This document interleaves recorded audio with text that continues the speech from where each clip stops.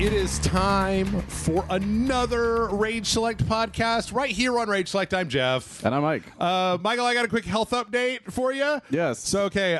So 2 weeks ago, or 3 weeks ago, whatever, when last time we recorded. Yeah, it was like 2 weeks ago. I was all muzzy. My head was full of garbage. And then last week, I was coughing. I finally got the coughing under control. And, now I've been taking antibiotics, and they've crapped up my intestines so hard that like I'm almost done coughing, and I don't have a headache anymore.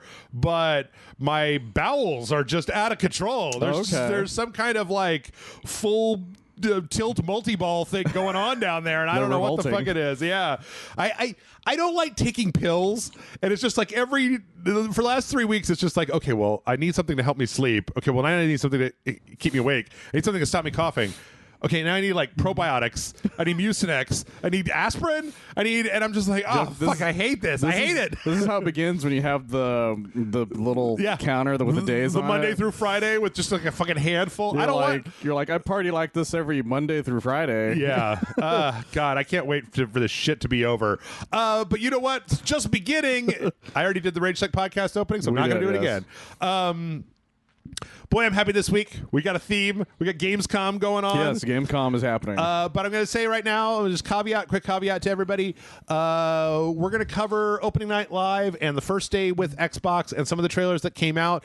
Xbox is doing 3 days worth of shit, and like we're recording this on Thursday. I watched just like the very beginning of the thing, but I had a lot to watch. So next week we might cover anything interesting that happens in day 2 or 3. I think it's mostly just going over games that we already know exist. So it's not like big announcements or anything. I'm hoping it's just what the fuck is Phil Spencer just being like, remember all the games? Well, they're on everything now, because I don't give a fuck about anything anymore. Yep. It's on your car. It's on your Tesla. I don't fucking care anymore. It's on your birth control. Xbox can go fuck itself. It's on your sex toys. running it everywhere. It's on your lawnmowers. Get your lawnmowers. Yep. It's gonna be great. So yeah, we got Gamescom. We got opening night live, and it's big. We got a lot to go over. Yes. But before we jump into that, I'm just going to take a brief minute. I watched a movie this week. I want to put something in the thumbnail. What'd you watch? Last week, Chris was raving to me about this movie, Oddity, this horror movie that apparently is a big, like, it's an Irish horror movie that came out this week on VOD. I'm sure it was a Shudder thing, so I'm sure eventually it'll just be on Shudder. It was very interesting. Like, would you say it was odd? Yes, I would. It was a very strange movie. It was. I was kind of just like, what is that? What is that? What is going on here? What is happening here? It still lives up to its name. Yeah. What I will say is it's a very kind of slow, quiet movie. It's about 90 minutes long. The one thing I thought was really interesting about it was there was, like, at least in the beginning, or actually no, it was going through most of the movie, there were a number of shots in the movie where you've got people looking at a thing that is not in frame. And it's all about them reacting to the thing that is not in the frame. Like, people be looking inside of a box, but it'll be filmed from like behind the box. So just looking in the box, like, what the fuck is that? Well, it's clearly Marcellus Wallace's soul, Jeff. Right. That's what it is. And the whole time I'm just like, God damn it, give me that fucking camera. You give me that camera. I want to turn that camera around. It was good. I think that in a lot of ways it reminded me of that that movie that I talked about with the guy in the trailer. Like, you'll never find me or something like that. That Australian movie. Yeah, there's a lot like that. A small horror movie. I really dig a horror movie. They have a really original concepts. They usually are able to get away with trying something weird and different. This was that. It was pretty cool. I enjoyed it. I don't know that it was like blasting my nips off or anything. I was gonna go see the Deadpool Wolverine on Monday, but refer to the multi-ball comment earlier, and I was like, I don't want to be at a movie theater while this shit's going on. That would be a terrible idea. And then I was like, well, maybe I'll watch that Inside Out too. It got a lot of good reviews, and then I was like, but I'm emo, and I like horror movies, not children's movies for babies. That's a good movie. I'm probably gonna watch it since it's on that Disney Plus, and I haven't opened Disney Plus for anything. That's true. You don't use it. Yeah. I watched one episode of The Acolyte and went like, that's not for me. Apparently, it was not for anybody. No, yeah. But it's been wiped from existence apparently. Yeah. So the Oddity, I think it's going to be on Shudder in a few weeks if it follows the rest of the things. Like, it's on paid VOD right now, but I'm sure that because it was a Shudder thing, eventually it will just dump onto Shudder. And I think it's a perfectly good, like, looking for something to watch, spooky times. October's coming up soon, USA. So. Yeah. Man, I got a lot coming out in October for video games, especially a lot of horror stuff, which I'm just like, a lot of stuff. Yay! All right, good job, you guys. Yeah, I remember that so many years before, it's like, this horror game, when's it coming out? November, December, I guess. January. Like, why? Yeah, when Dead Space came out in January, you're like, what the fuck is wrong with you guys? Yeah. It would have been perfect to have in there. Like, the one game that came out in October was like Luigi's Mansion 3. Right, I was right. like, this is fucking weird. What about you, Michael? Did you watch anything? You do anything? Play anything good? I'm just gonna mention the thing that isn't just my Psych rewatch, because I started another Psych rewatch. Okay, but you're watching Psych. I'm watching House. Yeah, I love that show. But the reason I'm not going to bring up the Psych thing is because I will bring up Psych no matter what. I started the new Fortnite season. Oh, okay. Because it's all Marvel related. The Doom season. Doom season. And it's fascinating because because there's the Doom castle that you can find, and it's full of like destroyed stuff from other like past characters that showed up in Fortnite for like Marvel. So there's like a broken Silver Surfer board, a dead Ben Grimm throne, like a Mr. Fantastic as like a ball somewhere. Jesus, there's just the there's literally a chair that just says Sue Storm on it. And there's nothing in it, and so you're just like, is she dead in there? Is she dead What's in the happening chair? here? I can't really tell. There's Human Torch's heart is in a chimney. What? And you're just like, Doom is getting fucking. You're like, this is kind of fucked up, guys. This is a Fortnite game. Damn, I was watching the wrong horror movie. Apparently, yeah, I was kind of shocked by it, and like there's like Galactus's like helmet is like in the map because he's just dead, I guess. Yeah, and the same with like Magneto's helmet and shit, stuff like that. I know like Doom's power level kind of goes up and down, but I feel like between what you just said and the stuff I've seen out of Marvel Rivals, that we're really bringing Doom up to like the cosmic levels and less the like dictator of Latveria levels. Well, he's done it before. It's not like unheard of kind of thing. Like it's just weird to have a Fortnite game and be like, oh, Fortnite, all the kids play. Look at all these horribly mutilated things of some of your favorite characters. Look at Johnny Storm's heart. I'm like, and then and so I played it before they started nerfing things, because it usually happens. So, so everything was OP as shit. So you could barely survive for like longer than like 10 minutes if you weren't careful. Right. And so I won twice because there's a War Machine thing, and so there's 3 or 4 War Machine things you can wear. Yeah. And I always get 3 of them. I never get the 4th one, which is the flight boots. Oh. And so you're armed to the fucking teeth. Yeah. If you know what you're doing. And so I won both times because I was just fucking covered in machine guns and rockets and shit, and while wearing a Cyclops outfit, so it made it even funnier. And so so it was a lot of fun. But yeah, they already started nerfing some of it. But they're supposed to start releasing more stuff for it soon. So I'm stopping for now so I can wait and so I can play again. Is there a skin you're shooting for? Is there a specific skin you're shooting for right now? Well, I already got the one I wanted, which was the War Machine Game Pass one, or the Game Pass Battle Pass one. Yeah. There's an outfit that's like the Jones guy, but he's wearing like a Captain America type outfit. Yeah. So I'm gonna try to go for that one because that one's further down. Yeah. And also, I would like to get a Doctor Doom skin. Doctor Doom's pretty rad. But I don't know what the question mark suit thing is, because there's always like a question mark thing. Like, so I don't know what that is. There's rumors what it could be, so we'll see how that plays out. And they might come out with another. I know they came out with an Iron Spider outfit. So I'm debating buying that or not, because the Iron Spider outfit wasn't my favorite to begin with. Yeah, but Fortnite does a pretty good job at making these outfits look pretty nice. So I might consider it. I don't know. They've got a great art especially since department. they don't make a lot of Spider-Man costumes in that game that aren't just weird looking. So might as well get one that's an actual comic one, I guess. Sure. Well, speaking of places that you won't see Fortnite, let's get into Opening Night Live, hosted by Jeff Keighley. I'll be honest, Michael. Now, I'd like, before we start, I just want to tell everybody,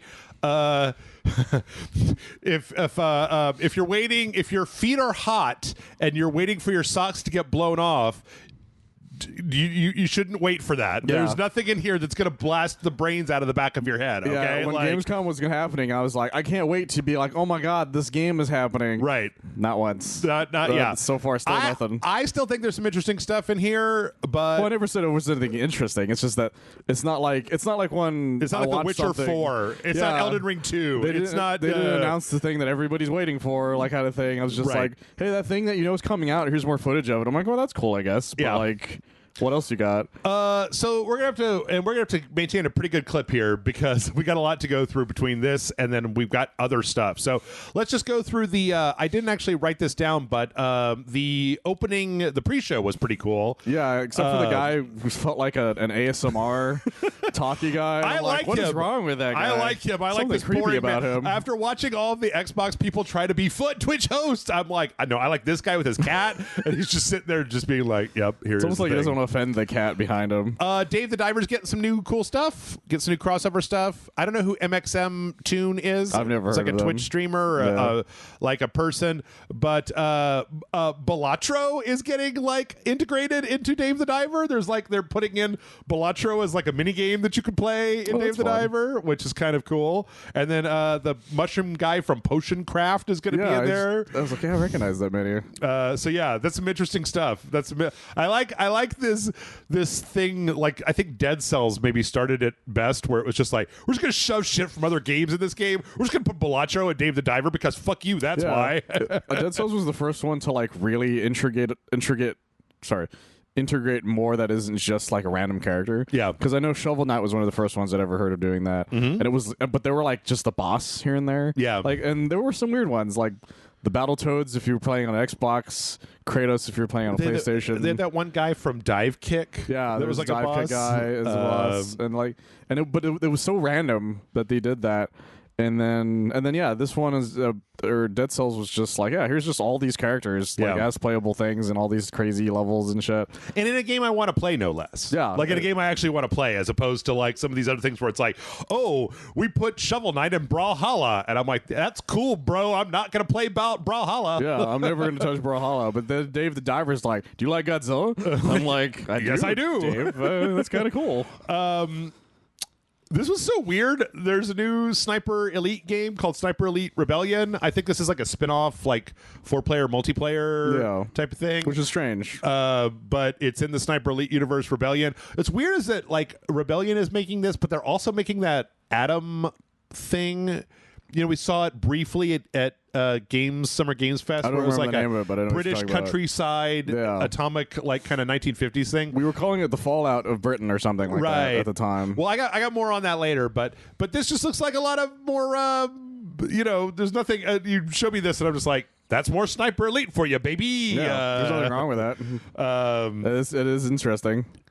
And it looks like but see, the big thing here is none of the characters that I'm seeing, or at least this main character that I'm seeing, that's not my butt sniper. No, that's like a different guy. Well, if it's a spinoff, it's usually not the guy. Yeah, kind of thing. So he's the guy's cousin's, future's husband's wife, roommate, or whatever. Yeah, that's coming 2025.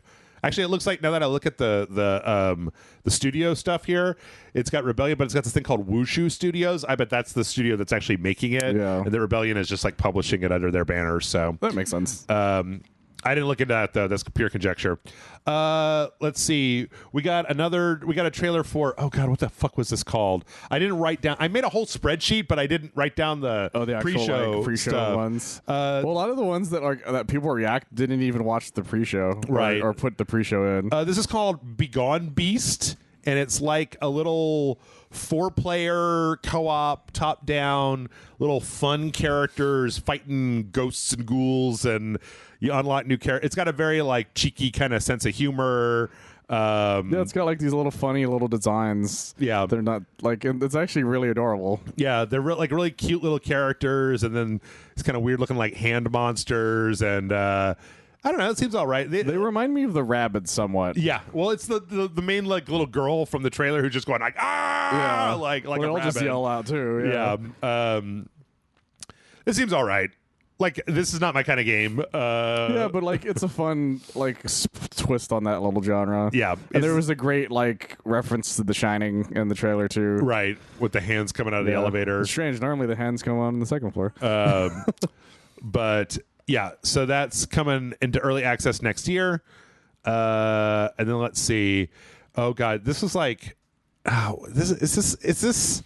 Okay, I think it was one of those crafting ones. It's okay. From there, it's called Roadcraft, and it's like a town that got messed up by a flood, and then you have to like make new roads by like paving places and filling up water with Look, sand. Jeff, where we're like, going, we definitely need roads. Well, I'm like, is this what that like? There's a whole series of video games that I feel like are this. Oh yeah, 100%. Like, but it's just like I've never seen a video game trailer where it's like, yeah, man, that's some nice fucking asphalt that we got going on there. And there's this weird story bit at the beginning where this guy's like, yeah, I was gonna leave my hometown if I could go out into the wide world, but then the whole thing was destroyed in a flash, and I was like, I can't leave my people. I gotta build roads. Well, this is the first time I've seen one of these games that has an actual like you said, it has a plot to it, right? And isn't just called XY or like simulator or whatever, spin tire or like roughneck or something like that. These are big in Europe for some reason. Yeah, like, apparently Europe is just like, I want to be a farmer or whatever, and they just who keeps buying these games. I kind of get it a little bit, because I like Power Wash Simulator, and so the idea of like ordering chaos is kind of interesting. Yeah, there's a lot of people who do love these types of games that would be the guy who owns a bunch of trains, kind of thing. Like those guys, and I'm not disparaging those people. Some of my favorite people were those kinds of people. From there, we got a new trailer for Nico Derco, which is I forgot about this thing. Yeah, I was like, I wonder if Michael remembers this from Summer Games Fest. Basically, Crash Bandicoot / Donkey Kong Country. Yeah, it's just straight up Donkey Kong Country in a lot of moments, especially right here. Yep. And then like there's a lot of like mostly, like running towards the camera, Crash Bandicoot style, and some of the stuff with like these very kind of like off-brand like little animal characters. So yeah, it reminds me of what was that one with the kangaroo with the boxing gloves? It's just something Roo. I don't remember the name Kangaroo? of it. No, you played it for RageSelect at one point. Oh, I don't even remember what it was, but it was always a ripoff of that, right? And it looked just like Crash Bandicoot 4. Yeah, when we saw it when that one came out, and this is just like, what if we made Donkey Kong Country Returns, right? But not Donkey Kong. Hey, it looks pretty good. Like it looks like whoever they did it well. So yeah, they're doing it well, and that's what I like about it. It's that same thing that happened with Ukulele. Oh yeah. Where they're like, what if somebody made Banjo-Kazooie, but like good, but without them, kind of thing. Let's see. From there, we got. Oh God, what the hell was this called? I don't even remember. I'm sorry, I didn't write all these down. Oh, I know what this is. This is that Italian Souls-like game. Oh, that's right. Remember the one that got like totally butt stomped by the fact that and it's called Enotria, the last song. But this is the one that was going to come out the same week as the DLC for Elden Ring, yeah, and then they were like, "Oh, no, I'm good." No, I remember the internet called it like Mamma Mia Souls or something. I don't remember. There was a weird name for it, but but people were actually pretty interested in it. It seems like it could be okay. It's hard to tell with some of these things unless you get your hands on them. Like any Souls game, you can make a pretty decent looking trailer with big bosses and stuff, but it's really all about how does it play. Yeah, like true. You know, when we played the Black Myth Wukong this week, and like the trailers for that, it was like this could be anything. Yeah, and we played. I was like, oh, this is pretty fun. So yeah, I don't remember there was one that I remember we did play. They're like, this is a Souls game. We're like, it's not a good one though. Yeah, and it left me, I don't remember what it was, but the reason we don't remember is because it wasn't very good. Lords of the Fallen. It might have been, but I don't think I was on that one. So yeah, that Enotria is going to come out September 19th. Lots of stuff in September. Okay. Okay. And then he's just counting down. This stuff. is that his thing. Oh right, that climbing game from the people that made Fury and the one where you're the couple, the boy and the girl on the outer space planet. Yeah. Lost in Space. Yeah. It was announced during the Summer Games Fest. Cairn. The weird thing about this game is the more that I look at it, Michael, the more I'm like, is this one of those things where I'm controlling the actual arms and legs? Like I'm doing the actual movement of the leg? Because the legs look like they move like garbage. Yeah, I remember when the first trailer for this came out, that was what we said. Yeah. Like, yeah, it looks like one of those like almost quap type things. Right. Because you had to position your legs and your arms. Like it's clear that you have to position everything in a very specific place. Right. To make sure you go up and down. Unlike that other game where it was just like Assassin's Creed climbing where you just hold down up or whatever. But that makes it look really weird. Like it makes it look incredibly strange. Yeah. Like There's not an easy way of making that not look strange, though. Yeah. Especially if that's what you're going for. Yeah. Because if it's just like I said, the way Assassin's Creed is or Uncharted, where you're just holding down certain things, then that's why it looks smoother. Where that's like, well, we want you to feel like you're actually in control of this. Yeah. Like VR games have done that sort of idea, but it's not weird because you're not looking directly at your character making weird movements. Right.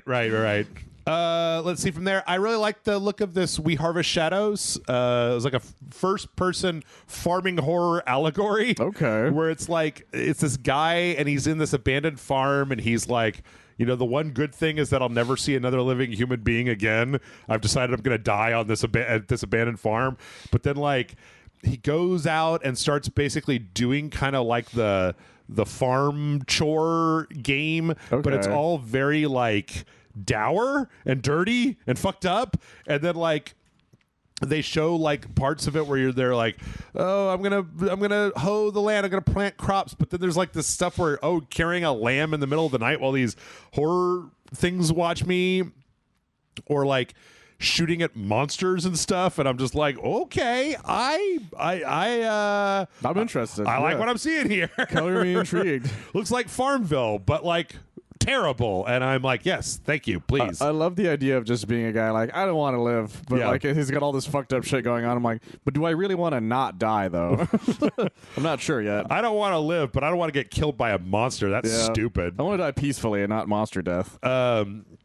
Oh yeah, this one was really interesting too. I can just imagine him yelling at a monster. It's like, you ruined my death. Ayla, Aila, where it's like from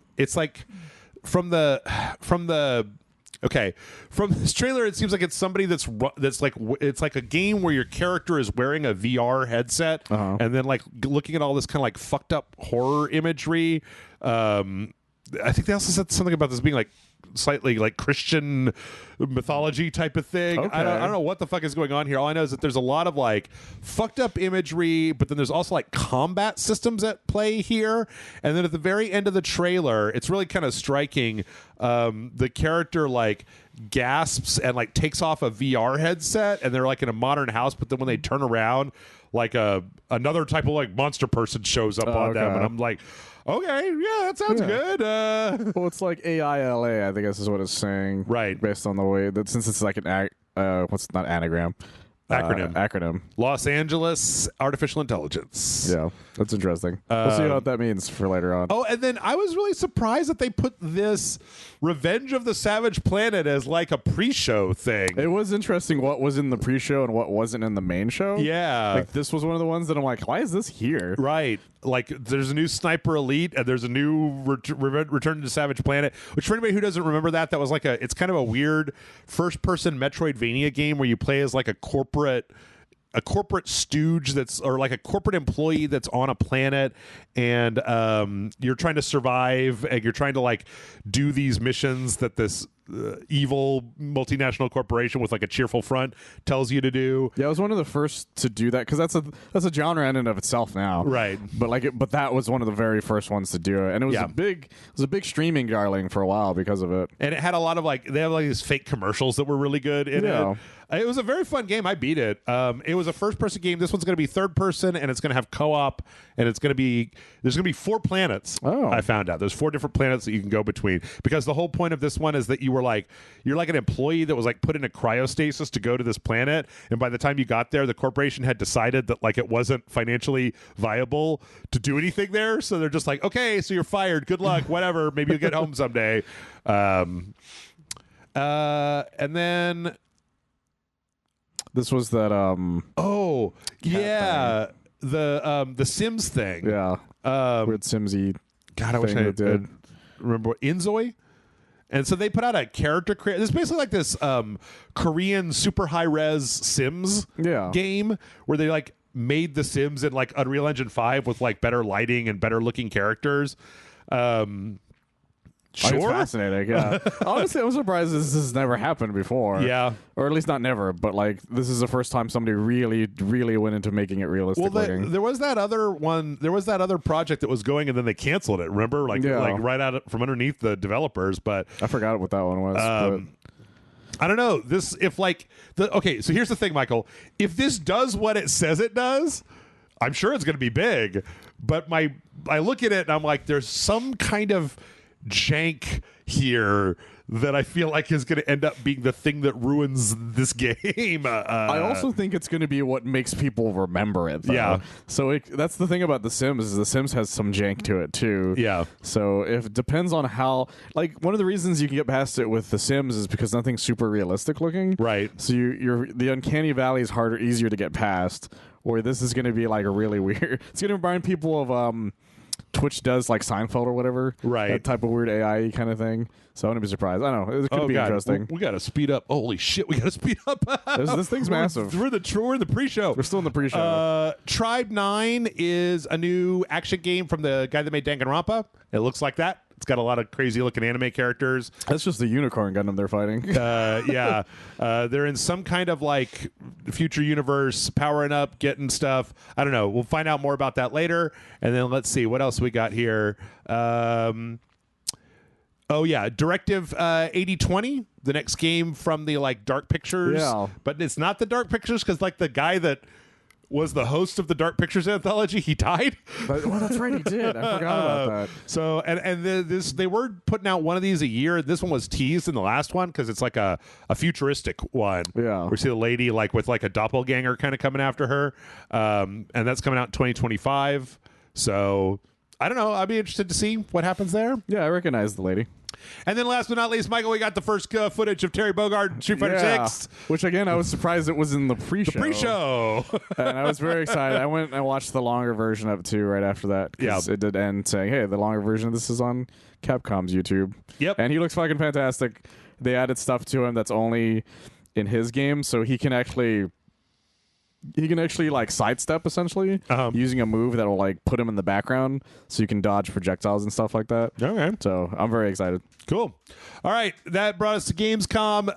Gamescom opened, Michael. We got to do this shit faster. Gamescom. We have to also make fun of this. Gamescom opened with everybody's favorite franchise with a brand new. Jeff Keighley said, like, this hasn't been leaked. I'm like, bitch, this has been leaked. Everybody knows. Everybody knew this was happening. Borderlands 4 was officially announced. I feel like the more Borderlands we get, the fewer fans there are of Borderlands. Oh, 100%. It's like a weird thing where like the more you tell me about Borderlands, the more I'm like, I was done after the first half of 2. You guys. Yeah, Borderlands is a game that, or not a game, but is a series that only one of them has ever been like, this is the best story I've ever played. Right. And it wasn't the ones that they made. Right. Yeah. It was the Telltale ones. Telltale one.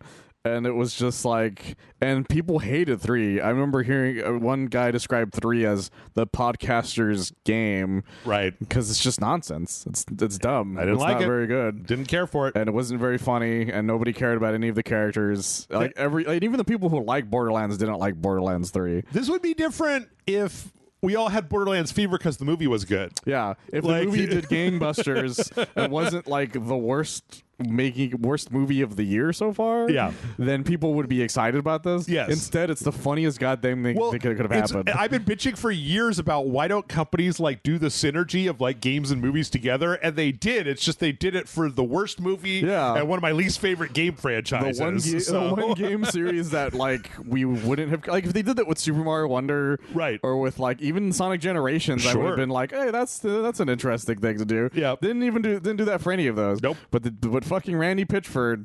snorting his cocaine and his magic tricks was like, it's going to be great. Everyone's going to love this movie. Everyone's going to think I'm the greatest.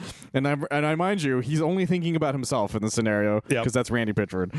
But goddamn, I can't believe this happened. I can't believe they opened with Borderlands 4. But it's so funny. Like everybody on the internet was like, I don't fucking care. Well, for the first, I feel like it really set a tone because for the first half, nobody clapped after any of the trailers. There was no reactions. Like they paused for applause and there was no applause. I kept listening to I watched different people's reactions and everybody was like, and the crowd goes mild. Yeah.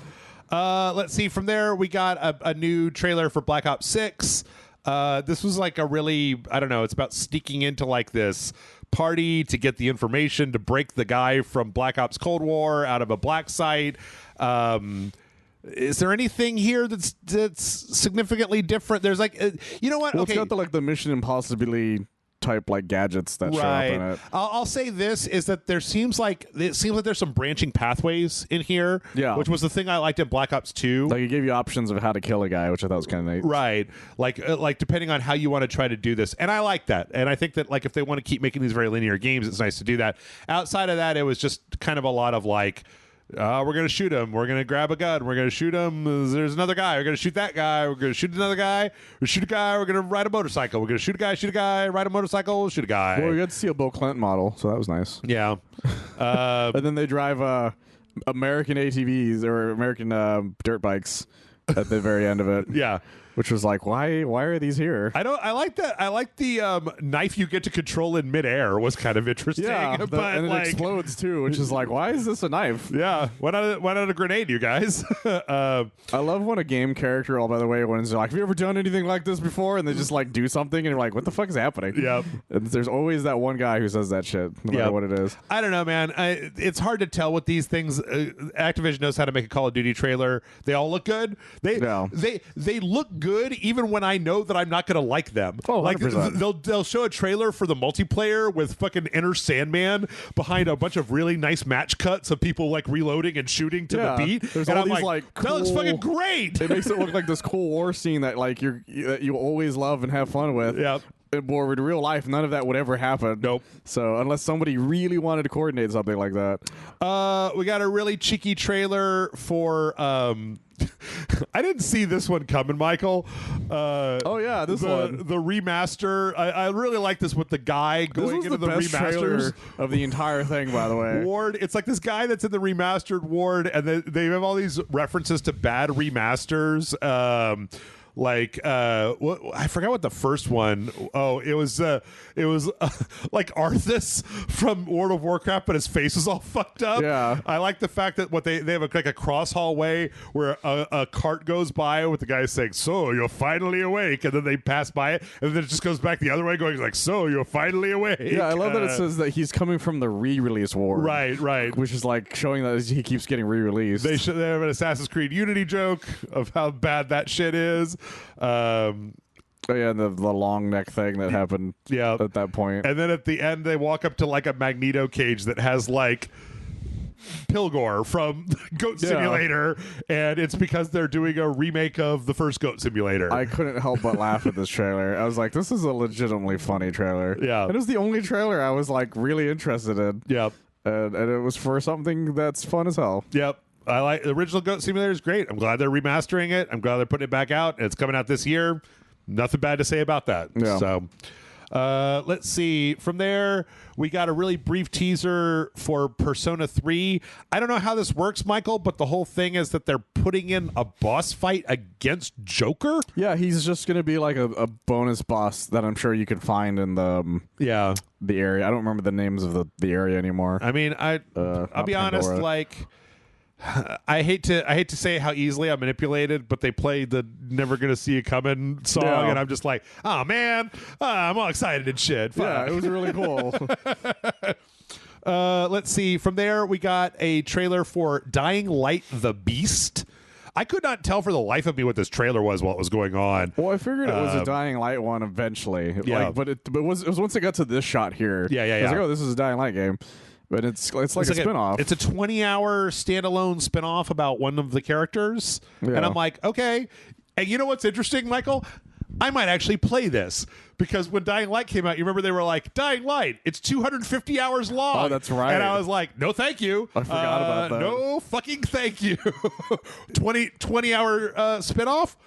Okay, I feel like they did that on purpose. They're like writing down the numbers, and they're looking at somebody like after they put the 20. They're like, do I put another zero? No. And the guy's just shaking his head because I think everybody got intimidated by that. Didn't play Dying Light 2. No, yeah, that happens very easily with games where somebody's just like, this game will last you 1,000 years or something, and you're like, I don't have time for that shit, dude. There's too many games. Dying Light 2, they kept saying that, and I was like, I love Dying Light 1, and I'm like an evangelist for Dying Light 1. I didn't play Dying Light 2 because they kept being like, it's 1 billion hours long, and I'm just like, I'm a human, man. No, I don't have time for that, dude. Let's see. We can go over some of this stuff pretty quick. From there, we got a game called King of... Oh, wait. We got the Black Myth Wukong launch trailer. go watch the dojo. It's pretty cool. Oh wait, none of this is on my list. This one's the Sparking Zero trailer came out. Yeah, this one didn't have anything specific. I actually have more on Dragon Ball later. This one was just like a general trailer. Yeah, for the most part, it's just like look at all the cool attacks that show up and how fancy it looks. During the Xbox one, they showed an actual like gameplay fight with the grown-up Gohan. With the short hair. There was a lot going on in that one. But I think the only thing that we got out of this is that there were more costumes that we hadn't seen yet. Right. Which was like Goku in his armor. I think there was one other one, but I can't remember what it was. Yeah. Okay. Is that everything I missed? Oh yeah. Okay. So then we got this King of Meat thing that was like a fake. It's some kind of like battle royale, like I don't remember what it was. I was working at the same time, so I wasn't paying attention. Well, it was an animated. It's this animated trailer. Oh, and then it goes into Cypress Hill. That's what I remember. I was like, I remember that you guys paid to license Insane in the Membrane for this trailer. Yeah. So it's like a dungeon creator, kind of like Fall Guys, but with more like explosions and stuff. It's basically Fall Guys, but edgy. Yeah. It's Sega's Fall Guys. That's what it is for anybody who's old enough. Well, it also reminds me of what was the name of that one? Not Kill Floor or Floor Kill or whatever. It was like a Sega. I think it was a Sega game where it was just like a Killing Floor or whatever. I don't remember what it was. It was an arcade game.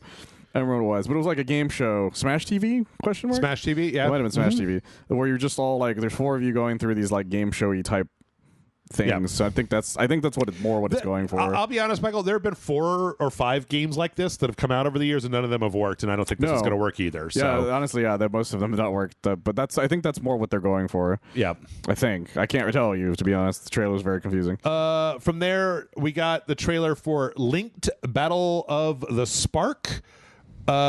Which this one was kind of like this is the sort of thing I like, where it's just kind of like a top-down action, bright colors, good character design, the kind of thing that you could just dump a bunch of hours into. Yeah. Kind of reminded me a little bit of like Hi-Fi Rush, but like zoomed out, right? Like, I can see that. Kind of really, same sort of design too. Yeah, nice art style. It wasn't anywhere near as good looking as Hi-Fi Rush, but like it's also got a little city builder component to it. So you build the cities, then you do kind of an action RPG Diablo style thing, and it's got kind of a little sci-fi thing. It looks like it's got multiplayer to it. I don't know. There's nothing wrong with any of this. This is another one of these. We talked about this a lot during Summer Games Fest of just like, this could be fine. I have no idea. Yeah. There's a lot of games like this. It's hard to stand out from the pack. So yeah, you can't tell until you play it at some point, really. Yeah. It could be great, or it could end up being just real mid, and we would never know. They're taking big swings on it. Yeah. So good for them. We got another trailer for Lost Records, Bloom and Rage. This was interesting because I think it's the first time that we saw. I don't know if this is how the actual game is going to be, but it looks like it's going to be told like in a flashback. Okay. Because it's like one of the characters talking to one of the other characters, but then they're talking about like when they were teenagers, because this is the one where they're like 80s teenagers out in the woods. It's Stand By Me with girls and girl rock and super maybe some kind of glowing meteorite. I don't know what the deal is. I don't really know either, but it's made for a very specific audience who's gonna love this thing. The Life is Strange audience specifically.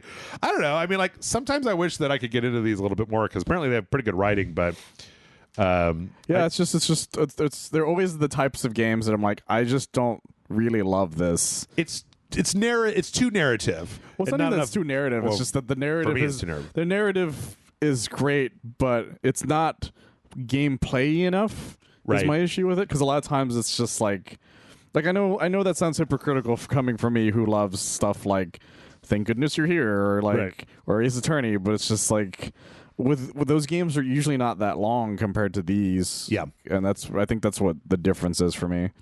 For me, it's just, it goes back to the stimulation versus relaxation games thing, where it's like I don't want to be relaxed by a game. I don't want to like sink into the world, the interesting and intricate loam of this game. Well, I just want I want a balance. I want to be relaxed, but actually but interested in it. Yeah. Whereas if I'm too relaxed, I'm gonna just be bored with it. Yeah. So, we got another trailer for No More Room in Hell 2, which is just a Left 4 Dead style zombie thing. I didn't actually know this from the previous trailer. It's 8-player. Yeah, I think that's what the trailer was for, was to be like, hey, there's now 8 players. Yeah, but other than that, it looks like just kind of a bog standard Left 4 Dead. Everybody keeps trying to remake Left 4 Dead, and it doesn't ever work. Not even the people who made Left 4 Dead apparently could make that work. Back 4 Blood didn't work. This is not going to work, but maybe, who knows? That special sauce is missing somewhere. Let's see. We got a trailer for Arc Raiders. Keely was talking about how this was like a really big thing when they announced it like 2 years ago, I think. Yeah, I don't remember why people were interested in it the way he said it. It looks like a pretty bog standard, like what there was a robot apocalypse and you're like one of the survivor humans and you're trying to like collect resources in a multiplayer online. I don't know. Like, tell me more, because this trailer doesn't have a lot to it. It's mostly just flavor. It's like 3 scenes. I don't know. I just remember, they were like, everybody was very excited about this. I'm like, were they? I don't remember anybody caring that much other than like, oh, this kind of could be neat. Who knows? It's a name I've not heard. Yeah. Period. Just, that's it. I thought it was Ark at first. We got the weirdest fucking trailer for Infinity Nikki. Yeah.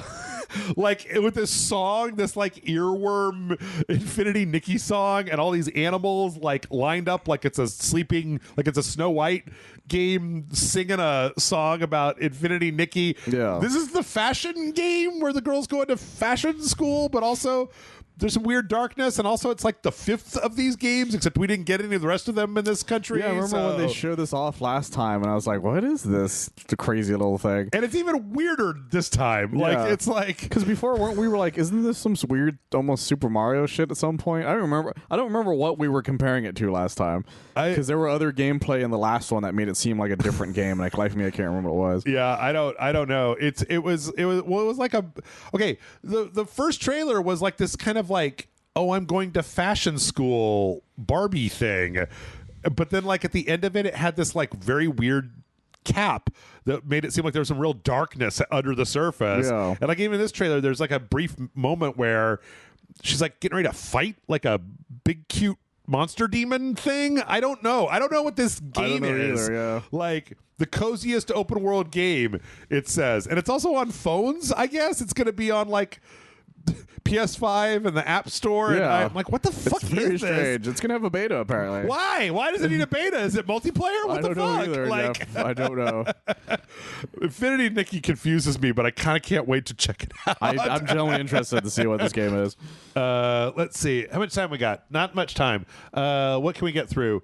We got Path of Exile 2. Oh, well, we got wow, whatever I used for my notes didn't have a lot of these like... Oh, this is the Amazon thing. No. This is just Space Marine 2. This is just a trailer for Space Marine 2.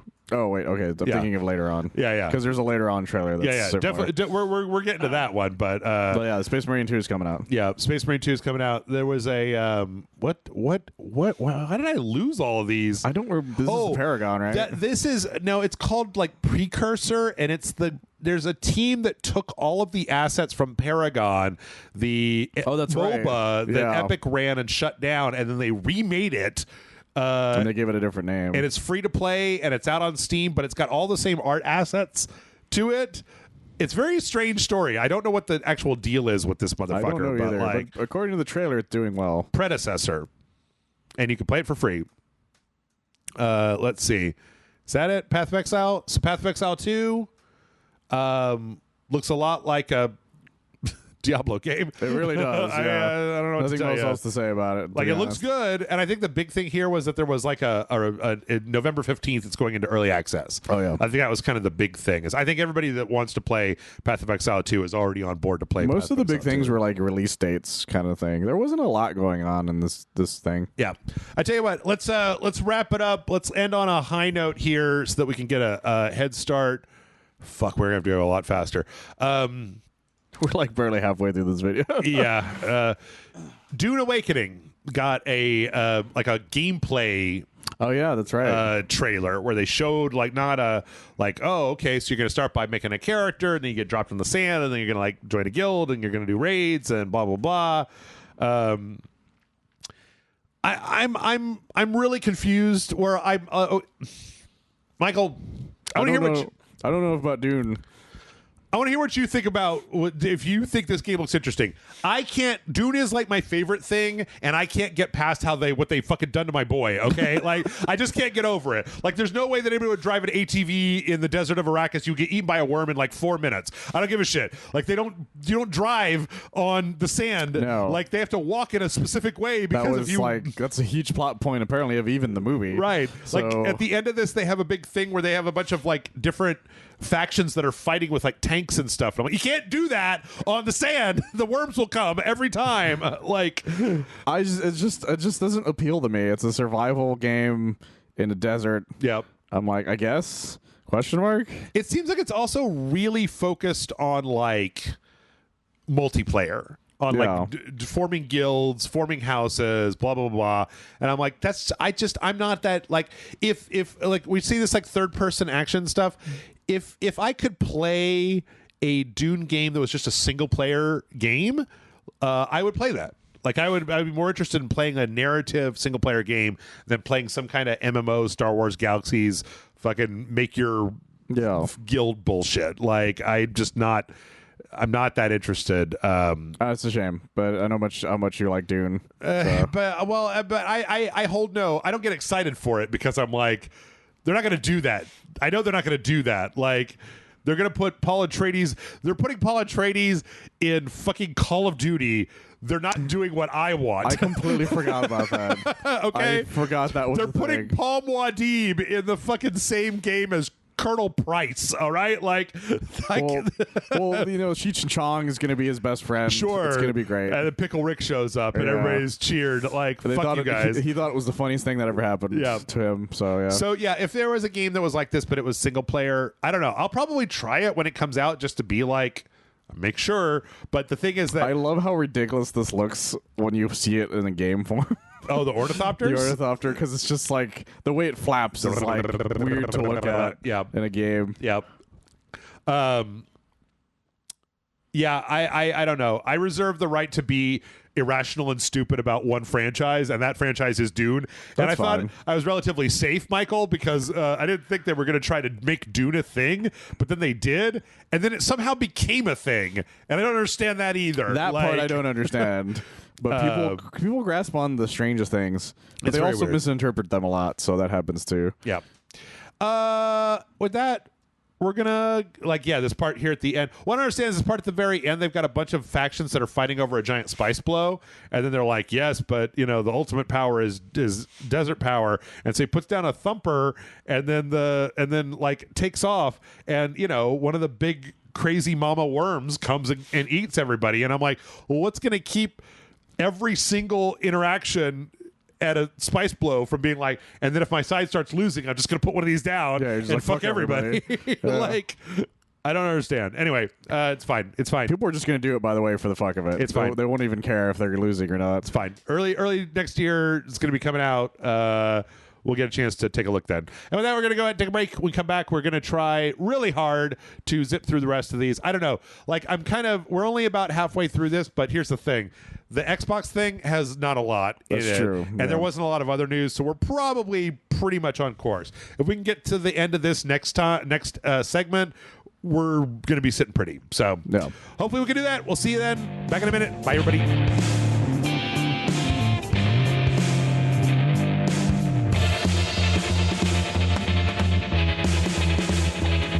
And we're back.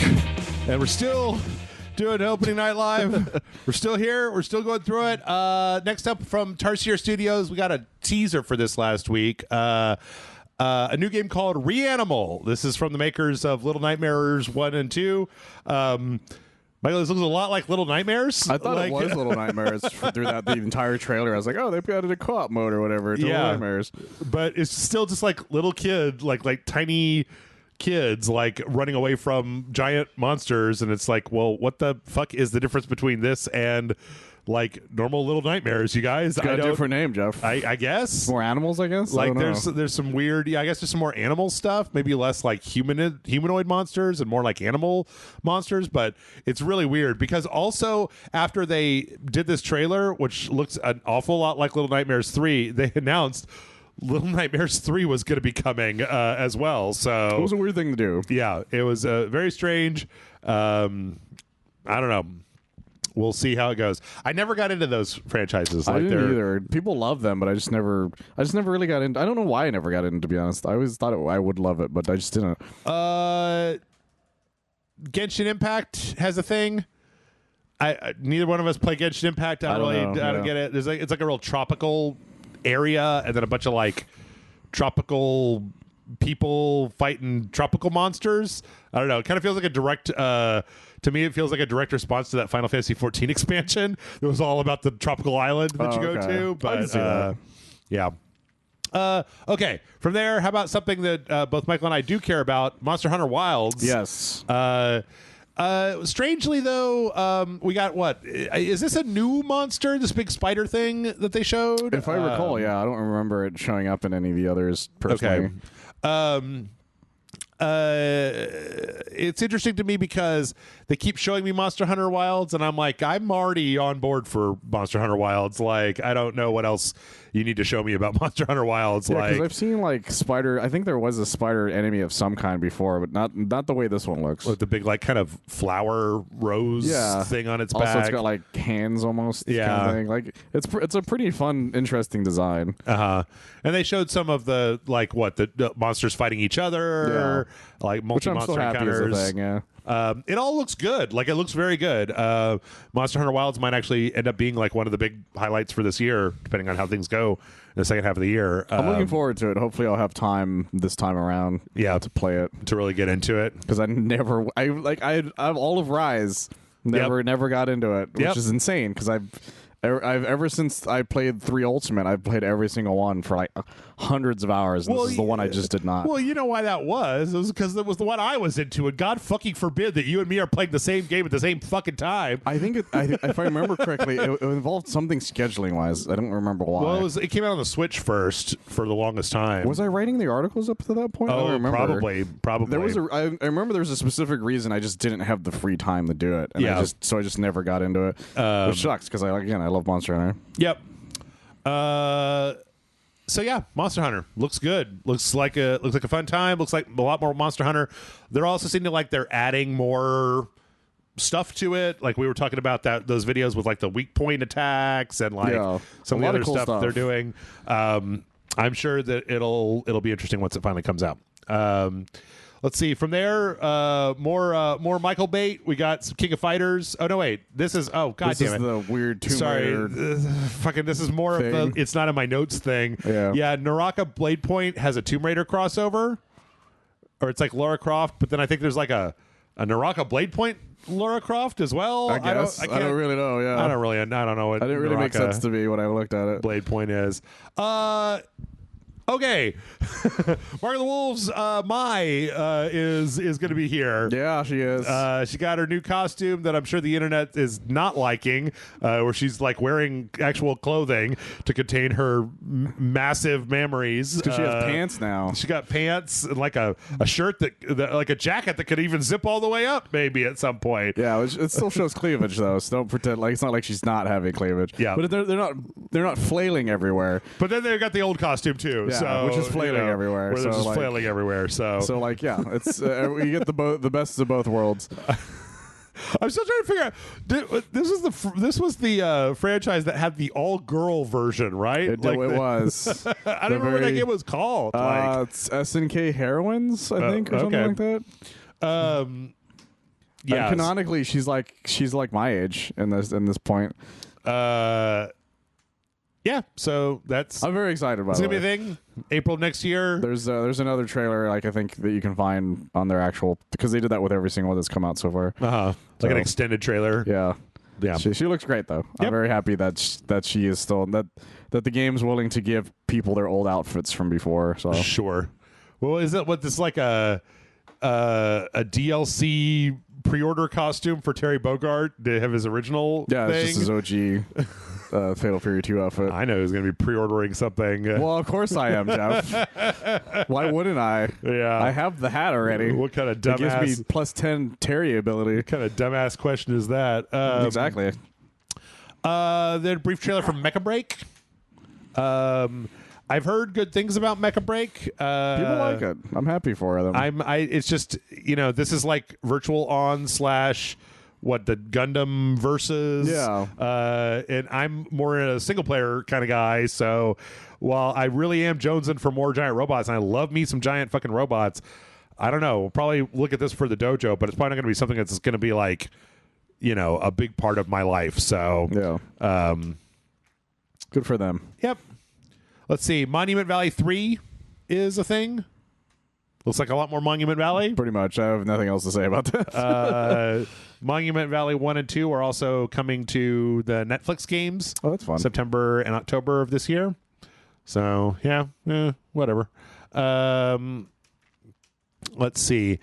We got a look at Civilization 7, which we got the announcement trailer for at Summer Games Fest, right? Yeah. But this is actually, we saw some actual footage of what the game itself will look like.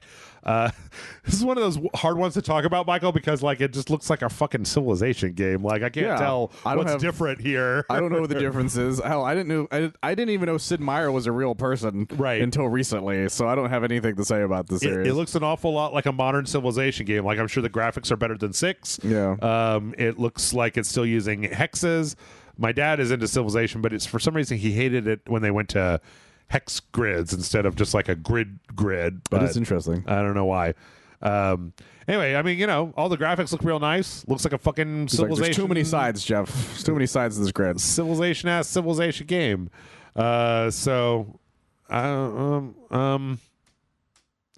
Yeah, that's it. It looks good. Like, it looks like what you guys want from a Civilization, I assume. Yep. We got a trailer for Starfield's put in a car. There's a car. It's Carfield now. It's the greatest thing that's ever happened to you guys. It reminds me of one of the most hated Star Trek movies.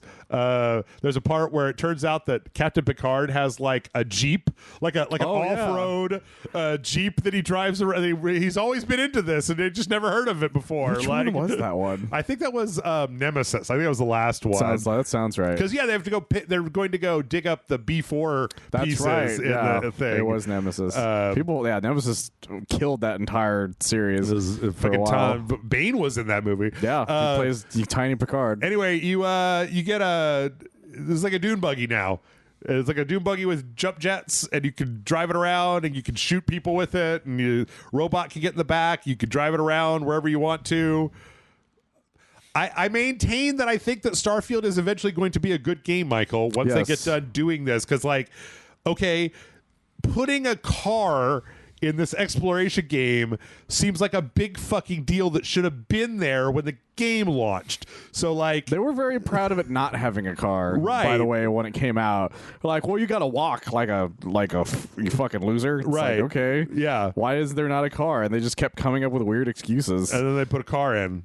So because it turns out everybody wanted a goddamn car. So I think we should just keep waiting, you guys. Don't buy Starfield. Keep waiting. Eventually, it's going to be good. It'll get there. Yep. Like every Bethesda game in the past 10 years from now, that game's going to be amazing. They also had a brief teaser for Shattered Space, which looks like very horror. That's the craziest thing about that. It's this whole space exploration game. Well, our DLC for it's basically Dead Space, right? Okay, cool, I guess. Yeah, very weird, very strange. I like the idea, but it's just weird to do that. Coming out in September of this year. Because this is the only DLC I know for it.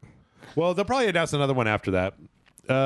Let's see. Marvel Rivals got a new trailer. Yes, that added that showed off Captain America and the Winter Soldier. And it gave the release date.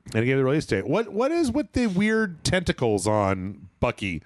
I think that's just the game thing. Yeah, because that's not, as far as I know, that's not a thing he does in anything. Because when they showed the gameplay, it seems like a lot of his moves were about yanking people over to him like Scorpion with the arm. I think it just comes down to the fact that this game's just giving people shit they've just never done before. Right. Because I've never seen him do that in the entirety of me reading anything. He's got like cybernetic venom tentacles coming out of his arm. Yeah, as far as I know, he's never done that at all at any point. So but everybody has these very strange different looks to them. So yeah. Captain America looked a lot like Captain America. He looks great. It's pretty cool. He might be one of my mains if I end up playing this game. It's like a tank thing. It is free to play, so I haven't played it in the beta yet, but I've heard good stuff. So people are saying are having withdrawals apparently. Really? They had so much fun with it. They're like, hey, I loaded up Overwatch just to see if I could feel anything, and I just didn't. Yeah. Like they're super excited for this, and they can't wait to play it again. So, and December of all things. That's such a long way from December 6th. And the thing is, that was like a thing that kept happening throughout this thing, where it's like, hey, this game that you were kind of excited for, December. Like, right. That's fucking weird. And it's like, well, wait a minute. That means it can't be. It's usually December games don't get into Game of the Year contender. No, yeah. Because that usually happens in November. So it's strange. It's very strange. weird. But I don't know. Maybe they know something we don't. All heroes unlocked and free to play at launch and beyond. So Overwatch is fucked.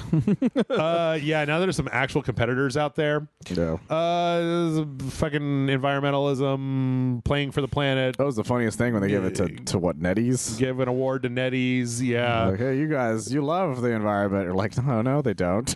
Okay, then we got Tim Miller, was the director of Deadpool. Yeah, and he cried like 10 times throughout his speech. Yeah, and who I was came like, out. Calm down, bro. I didn't know that he was involved with Blur. Yes, he that was the thing he did before doing. That was the reason the first test footage for Deadpool is the way it is. Yeah. They hired Blur to make that, and he was one of the guys who helped make it. Okay. And I think he directed the actual like test footage, and so they got him to make.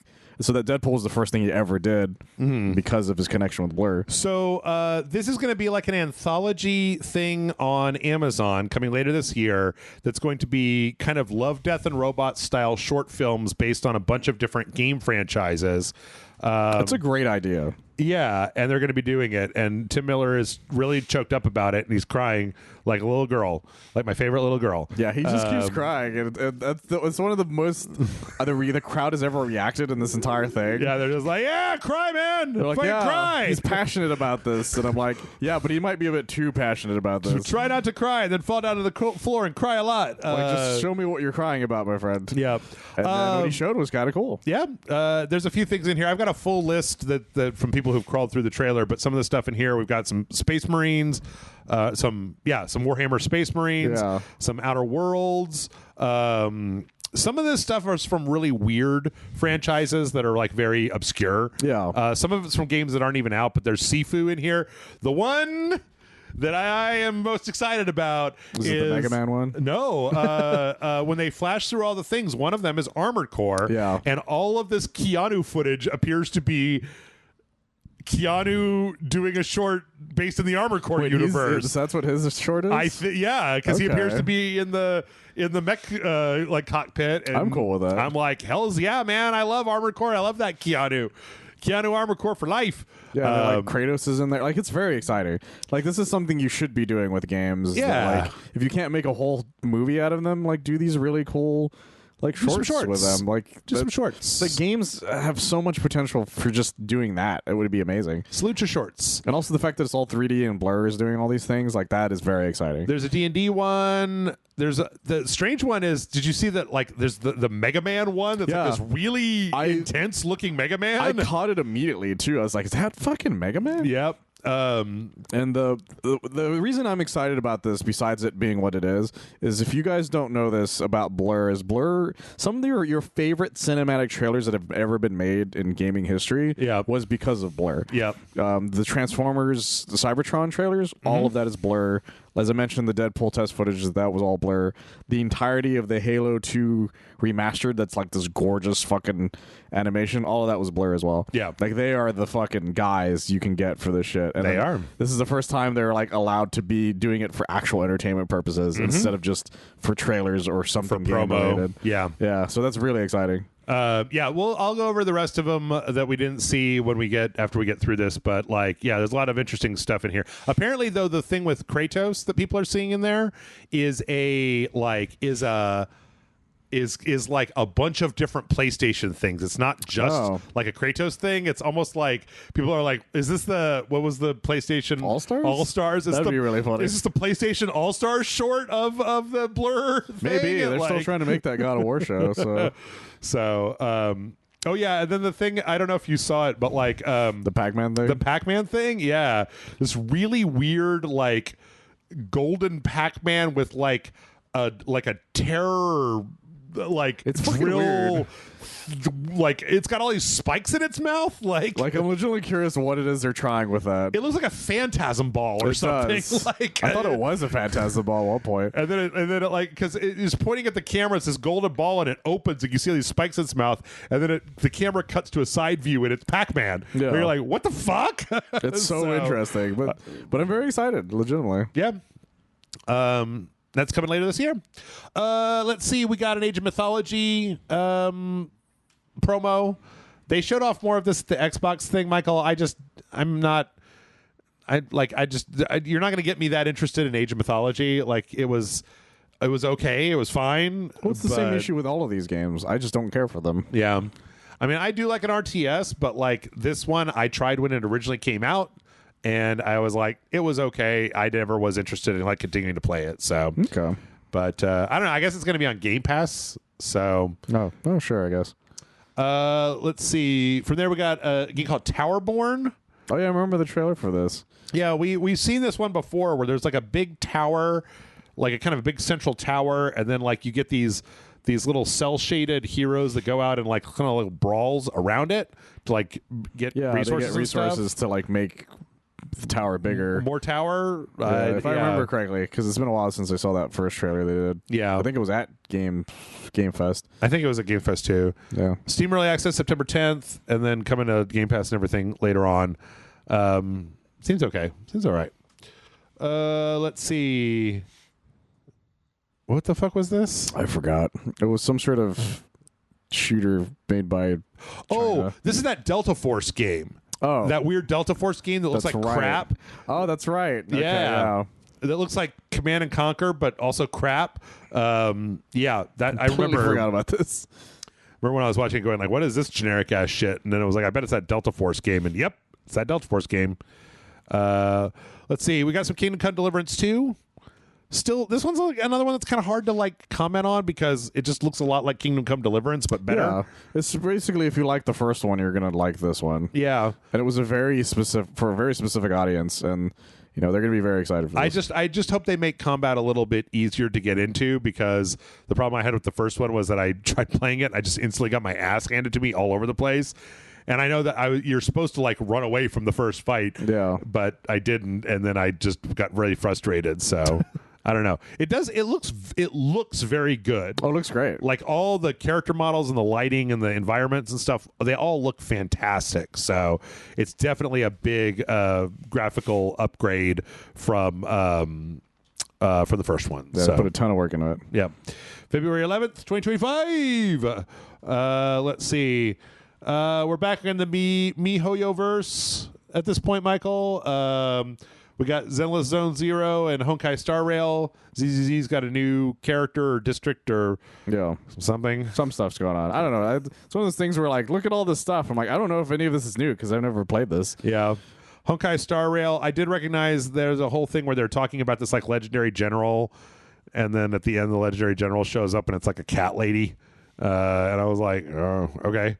Sure, like, pretty legendary. Hey, here's another cat waifu for a fox waifu, maybe. Those are pretty like tall ears. It's got a fox sort of thing because it's got a lot of foxes for some reason in those animations have the hair in the middle of their ears. At least that's what I thought. I don't know. It varies from these things. I don't know. I mean, good on you. The good on you, MiHoYo verse. Cat. I have no fucking idea. Yep, you guys doing your whole thing. And then it had the Fate Stay Night thing. Oh, right. Yeah. Let's see from there. We got our actual look at the gameplay of that Batman game that Camouflage is making. Yeah. Did this do anything to help your problems, Michael? Not really. It just looks like it's got that VR jank, but like, it's weird. I don't know. Like it looks like a game that'll make me nauseous very easily, and you're probably gonna get your arms tired out from punching so often. Yeah, it looks like you have to actually manually punch people, which I'm like, man, dude, I'm not in shape meta. I wanted another Batman game in this like time frame, and I went with this voice actor, Right. And it just feels like the monkey paw. It's just like, man, I love hearing him to be Batman, but it frustrates me that it's for this fucking thing. I don't know. I kind of want to try it, but I don't really want to buy a MetaQuest 3 just to try it. Like, yeah, that's the thing. It's a MetaQuest 3 game, so you would have to spend like $500 to get a MetaQuest. yeah. Just to play this one game. And I have a PS2 VR, and Yeah. I even bought the PC adapter for it, which hasn't shipped yet. But like, I don't know. Like, if they bring this to PlayStation or PC, I might try it out. But like, I just don't want to buy. It's just the problem of like making these things where it's like, yeah, you're gonna need a $500 piece of hardware to play this game, and you're like, well, I don't have $500 to waste on a fucking maybe this game is good game. I don't know. Maybe if it comes out and it's got like 9s across the board and everybody's like, no, dude, this is the killer app. You totally got to play it. You totally got to play it. Yeah, like Alex, but yeah, the story is that like Meta gave them a bunch of money because they were gonna make a Batman game, and Meta's just was like, hey, here's a shit ton of money if you make it for the Meta Quest, and they're like, I guess, Right. sure, I guess. I mean, sometimes that's good. Sometimes that means it wouldn't have gotten made otherwise, right? Yeah. So I don't know. It looks nicer than a lot of VR games. Like there was a Hitman 3 VR It is the nicest looking VR game I've seen in quite some trailer time. this last week for like the MetaQuest Hitman 3, and I was like, this is like dog shit. I feel like that's the reason it is a MetaQuest 3 game, because it is so much nicer than most other games on that thing lately. Yeah. Oh, But I don't know. is that what happened? Oh no, wait. Oh, this is like some It was just an ad come for to Cologne. the thing, yeah. No. Yeah, no, this is where they announced Little Nightmares 3. Like, this is a Little Nightmares 3. The That's trailer right, for this Little part, Nightmares yeah. 3. So, which, again, looks an awful lot like the other game that they showed off, Reanimal. So, I don't know. I don't know what the difference is. Maybe they're really small in Little Nightmares 3. I really don't like. I think it has to do with the animals thing. Yeah. But even then, I have no fucking idea what the main differences are. I just would rather play a game that didn't have tiny children in it. It's very strange. I I'd don't know. rather play as like an adult. But I don't know. That's just me. Let's see. From there, we got a game called Herdling. That's like an animal herding game where you've got to like drive your bison to market. Like, I don't really know how this works. They're like fantasy Sure, I guess, yeah. animals, I guess. Fantasy oxen or something. Yeah, but okay. It's weird. I don't know. I It looks guess you fine, could I guess. Kind of make a game out of anything. People do like games where you can interact with animals and stuff. So maybe that's Maybe it'll relax them. I don't know. maybe that's your thing. I don't know. This is one that I was just like, I don't get it. I don't fucking get it. Coming next year. Let's see. From there, fucking Peter Molyneux came out to talk about his new game, Masters of Albion. He's said, like, I'm back, everybody. He said he made a mistake doing so many phone games. I think he said, like, what was I thinking? It was kind of funny. And then he showed off his game, and like, Michael, I don't know if this resonates for you, but it's like, oh, well, that's just like Populous plus black and white minus the big animal in black and white. Like, you're like a god hand moving around. Also, the footage that they gave was like super blurry and low resolution. It really was. Every time it moved.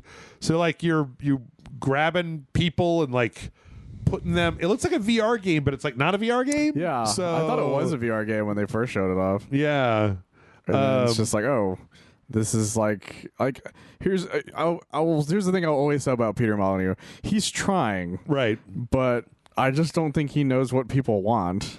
It's like a populist game, basically. Yeah. Like you picking up little people and you're putting them in places.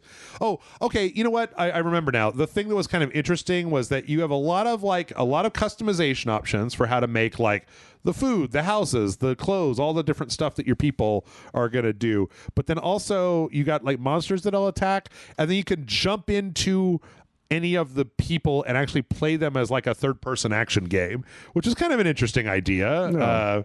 The thing is that it just kind of looks like garbage. Like the resolution and fidelity of like the art style and everything just kind of looks like I don't like the whole like it looks like a PS3 game, but like this looks like a PS3 game. No, man. it does. And even the little action sequences they show isn't all that interesting. Yeah. So I don't know, Peter Molyneux. Maybe you're back. I don't think you're back. This but, is honestly, I feel like this is his last chance at getting back. Maybe. And if this doesn't work out, I don't think he's going to be able to come back in. Maybe. I don't know. People keep giving him money just in case.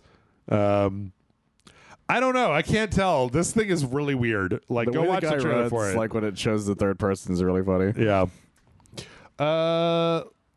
Right from here. The ultimate, just like, come on, guys. There's a Squid Game game. There's a Squid Game like Fall Guys style game, and it's like little cartoon guys getting mashed to get knocked around and stuff, and it's like, it was one of those things where this is like when they did like the Netflix reality shows Squid Game or Mr. Beast's Squid Game. It's like, I don't think you guys understand what fucking Squid Game is, okay? No, it's it's that great joke where they're like the book's like the murder, the nightmare machine, like, and why you shouldn't make a nightmare machine, right? And then like 10 years later or 20 years later, like the big tech guy's like, we finally made the nightmare machine from Don't Make the Nightmare Machine, right. So, and we're super excited about it. Yeah, and just keep doing that. Like, it's like, stop it. What? No, like the whole point of this was that the fucking rich people get off by betting on the lives of poor people. What are you making this into a video game for, you fucking weirdos? And they're making it like a cutesy type thing, like with the art style, and you're like, this is just depressing. Yeah. Just so fucking funny. The only way that I would accept this game, Michael, was if it was one of those games where it's like, you can play it one time. I'd be fine. I'd be fine with that. And if you die, you're never allowed to log back into this game. That'd be so funny. Oh my god. So it's very weird. Yeah. It's very weird, the cheapification of Squid Game. Like, this is like They did it so fast too, by the way. Yeah. Originally. This seems like it took a while, and probably did. But that Mr. Beast thing did it like right away. And you're like, oh my god. Okay, let's get through some of this stuff. We got another trailer for that Unknown 9 Awakening game where the lady like is possessing Nazis or something, and she's got like superpowers, and it's during World War II, and she's like like Indian or something. I don't really understand. Seems kind of cool, but nothing that they've shown me in trailers like does anything more than the last trailer did for me. Of like, it looks maybe interesting, but that's just the fact that it's coming out in October. Yeah, I feel like we haven't seen enough of it still. And they're like, look at all these packs you get when pre-ordering it. I'm like, yeah, but I don't know if I want any of this. I don't know about any of this. Oh, this is Arena Breakout Infinite, some kind of Counter-Strike I have no idea. online shooting people. It didn't make sense to me when I watched it. Whatever. All right, then we got Blizzard. This Johanna Faries that came out, she was terrible. She was awful as like she couldn't interact well. She's pretty good when they just give her a script and put her in front of a camera, but she was fucking terrible at being up on a stage. Like, if you people don't remember, she was the person they hired as a co-CEO or something. Yeah. And it turns out they were paying her less or something. It was insane. It was an insane news story at the time. It was all messed up. But I'm glad I want to say I'm glad she's still around, but I generally don't know. Nothing that they're talking about in World of Warcraft or Overwatch. They got the crossover. They got a what is that, Sylvanas or whatever crossover with Widowmaker. No, I don't care. And then they go into Diablo 4. They had a trailer for Diablo 4.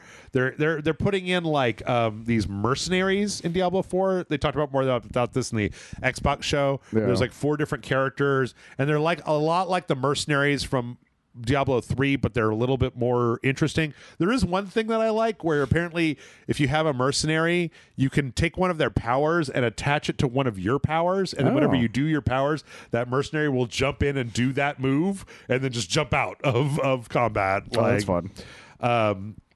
It's fine. I guess there are people out there that are super duper into Diablo 4. Like, I might give it another try. There's dozens of them, Jeff. Later, once it's in completed or Game of the Year edition or whatever, but like, I'm just not as interested in this game as I was in the previous ones. I don't know. It's just that too just seems grimdark. to be that's the issue with a lot of these games now, is that they keep making sequels and then just not understanding why we like them. Yeah, October 8th. I just, I'll tell you what, I'd said it before, I'll say it again. I do not care for the overworld. I don't care for the weird static overworld in Diablo 4. It makes it feel like less of an interesting game. So it makes it feel smaller somehow. We also got a trailer for the first Berserker Kazan, which is that That's a tie-in to the DNF universe, I think. You remember when we played that DNF Duel? That explains a lot. I think that's what it is. But it's like some kind of like God of War. It's another one of these like Riot games like God of War.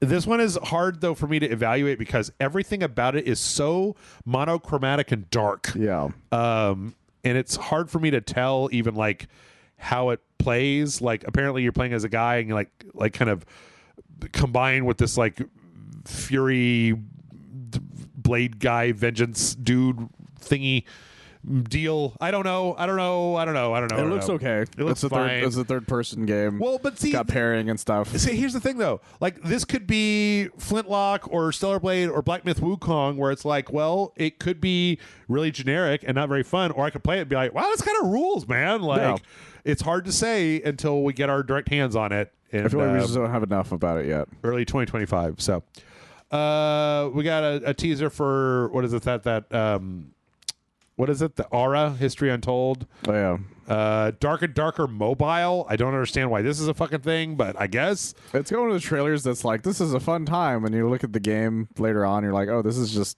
not what you were selling me on earlier. Yeah. All right. Oh wait, what is? This was that. Was that Animal Crossing thing? Cutesy thing. Yeah, Animal Crossing on floating islands. Yeah. What the fuck is it called? It's like I don't even remember. God, my notes are terrible. What is it? Floatopia. That's what it's called. It's gonna be on a bunch of stuff. It's a very like chibi cute anime people doing a Farmville or doing a Animal Crossing. It is literally Animal Crossing. Pretty much. It's like actionably Animal Crossing. It's just a weird trailer because it doesn't make a lot of sense to me. Because it shows them like flying and shit. I don't know. Well, they got like superpowers. Like they show early on where somebody like makes all the crops grow super fast, and it's like, okay, sure, I guess, I suppose. All right, I've saved a little bit of time. Indiana Jones and the Great Circle. We got a full trailer. I think you and I talked about this where it's narrated by Troy Baker. Yeah. But it almost sounds like he's doing a really bad Indiana Harrison Ford impression, but he's not. He's just talking to his Troy Baker voice. Yeah, it turns out Troy Baker, if you listen to him long enough, it turns out he's just trying to be Harrison Ford in normal life. Yeah.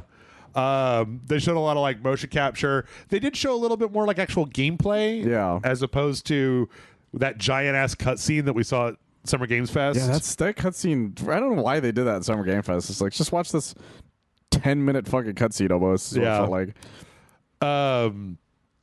So yeah, they showed a little bit more adventure. They showed like kind of some puzzle solving stuff. They showed a little bit more action of the kind of brawling and whipping and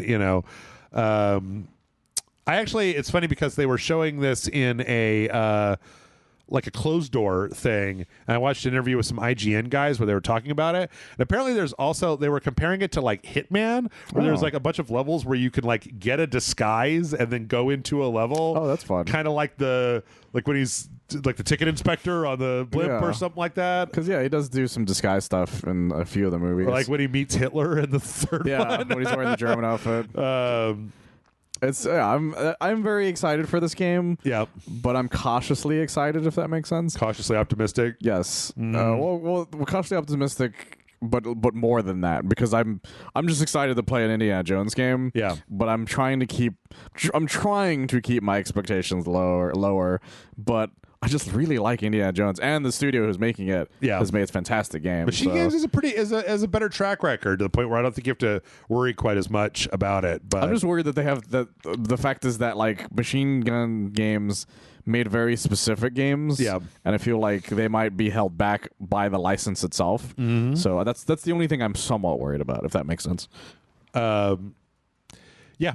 I think everything here looks really good. I like Indiana Jones, but as anybody who listens to this show knows, I'm cynical enough to be like, I think it looks good, but I can control my expectations for this one. Okay. Right? I'm just like, it looks good. I like that studio. I hope to God that it's great and that it's like one of the better games of this year, because it would be nice to have a really, really good Indiana Jones game that has like stealth and puzzles and action and all the cool stuff. All the stuff I want from it, kind of thing. Yeah. And plays well. Yeah. And we got we finally got the confirmation of its release date. Right.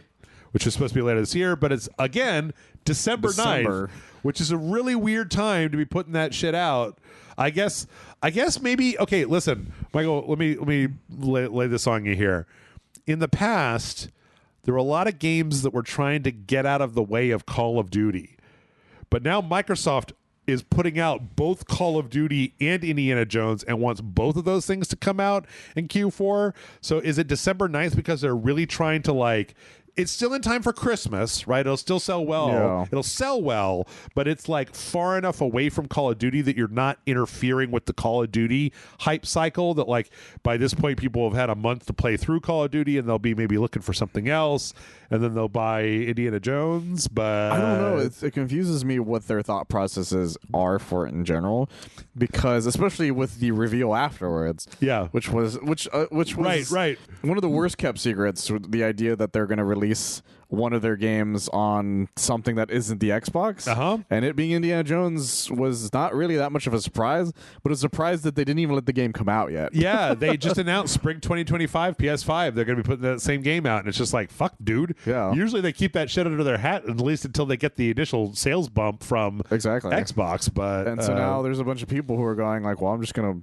to probably I might just wait on one. I might wait for it on that because it might not have all the bugs that it'll have when it first comes out, maybe. Who knows? Sure.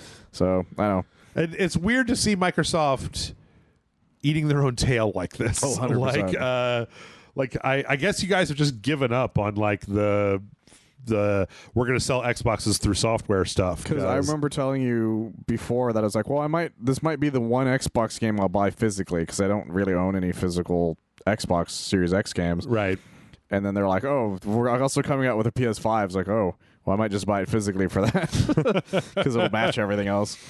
Yeah, and then last but not least, we got one more thing. And this is a weird one to put as the one more thing.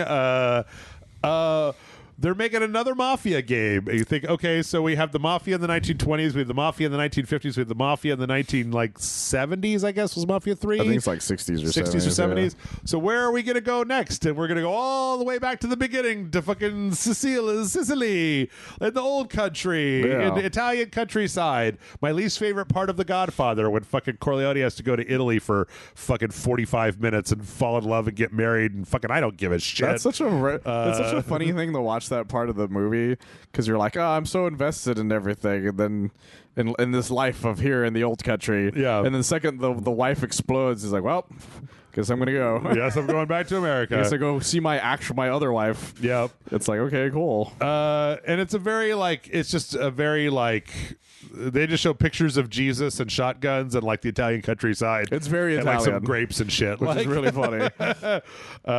So.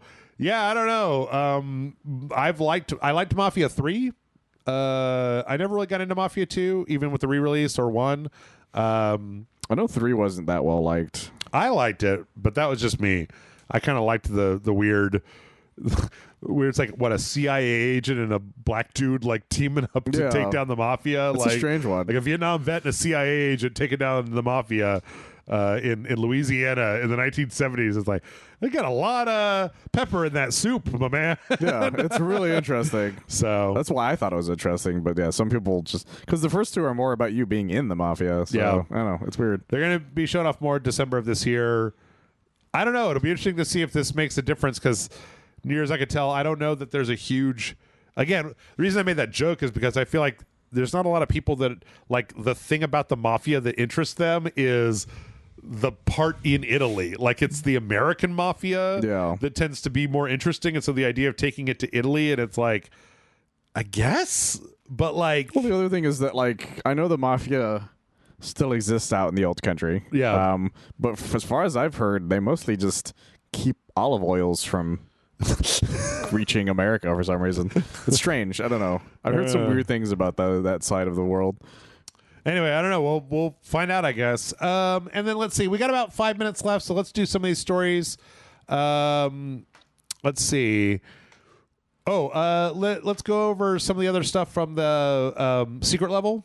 I got this little slideshow here. Okay. One of them is Concord. This one's Concord, which I guess I'm still not convinced that Concord can't be a fun game, but like the thing is everybody's that, given up on it. Like I've given up on the game itself, but everything about its world is interesting enough that I actually would like to see this. Yeah, one of them is Crossfire X. That's weird. Which is a little bizarre. The game that Remedy couldn't even make interesting. Yeah. They removed all that from it. Dungeons and Dragons. One of them is Exodus. This is that Matthew McConaughey Mass Effect Oh, I forgot about that. game thing that they're making here in Austin. So Completely forgot about that. that's that one. Honor of Kings is another one, which is a MOBA that's like it's from Teamy Studios. I'm sure it's like a Chinese MOBA or something. Never heard of it. Mega Man. Oh yeah, this one was New World, the Amazon MMO. Is that what that was? That was what that was. I was New wondering what World that was. Eternum. Let's see, Pac-Man. That's such a weird one, though. And then the PlayStation Studios and Sifu. Sifu's the one I'm most excited about. They had a brief. There's like one frame of Spelunky. But very much like not looking like the Spelunky of old, like a very fully animated thing. Outer Worlds we talked about, and let's see, I think we might have hit the rest of them. Oh yeah, there's an Unreal Tournament, this general Unreal Tournament. That's kind of fun. Which it probably would be fine. There better be some rocket jumps in that bitch. Warhammer, and then that was it. So some weird stuff in there of like, Concord and New World, and you're like, I guess. Very strange, but I'm excited. Let's see. Maybe we can get rid of some of this. You know what? Let me. How much time do we have left here? Like 3 minutes. Let's just like crash. We're gonna crash through some of the Xbox stuff because it's mostly garbage. Okay. It's like a 3-hour live stream where they spend a lot of time talking about shit that I don't care about, and I'm pretty sure you don't care about. So they kicked it off with a trailer for a new Forza Horizon 5 mode, which is called Hide and Seek, and it's literally a multiplayer mode where like one person hides on the map and then the other people kind of get a hotter or colder thing to go towards them. Well, that's kind of fun, I guess. So, yeah, I mean, that was fine. They talked to Sarah Bond and Phil Spencer. Phil Spencer like let loose with he did say this one line about like how Microsoft wants like specific returns from them that everybody kind of focused on. That makes sense though, yeah. Especially using Indiana Jones as that, because I remember it was not even that long ago where like, well, if we release anything on PS5, it's not going to be, Starfield or Indiana Jones. And right. They fucking announced Indiana Jones. They talked about those new consoles that they announced. Remember the ones from Game Fest or whatever? They're giving some away. The all digital. Yeah. And then they brought on Diablo 4, and you know what? No, here, we'll end with this. They put out a full... after all the Diablo 4 nonsense, they put out a full animated short for the Juno character. That's coming to Overwatch. That's right. And it's not like the Overwatch style. It's more like I don't know. This is very popular. This kind of cell shaded, but 3D still thing.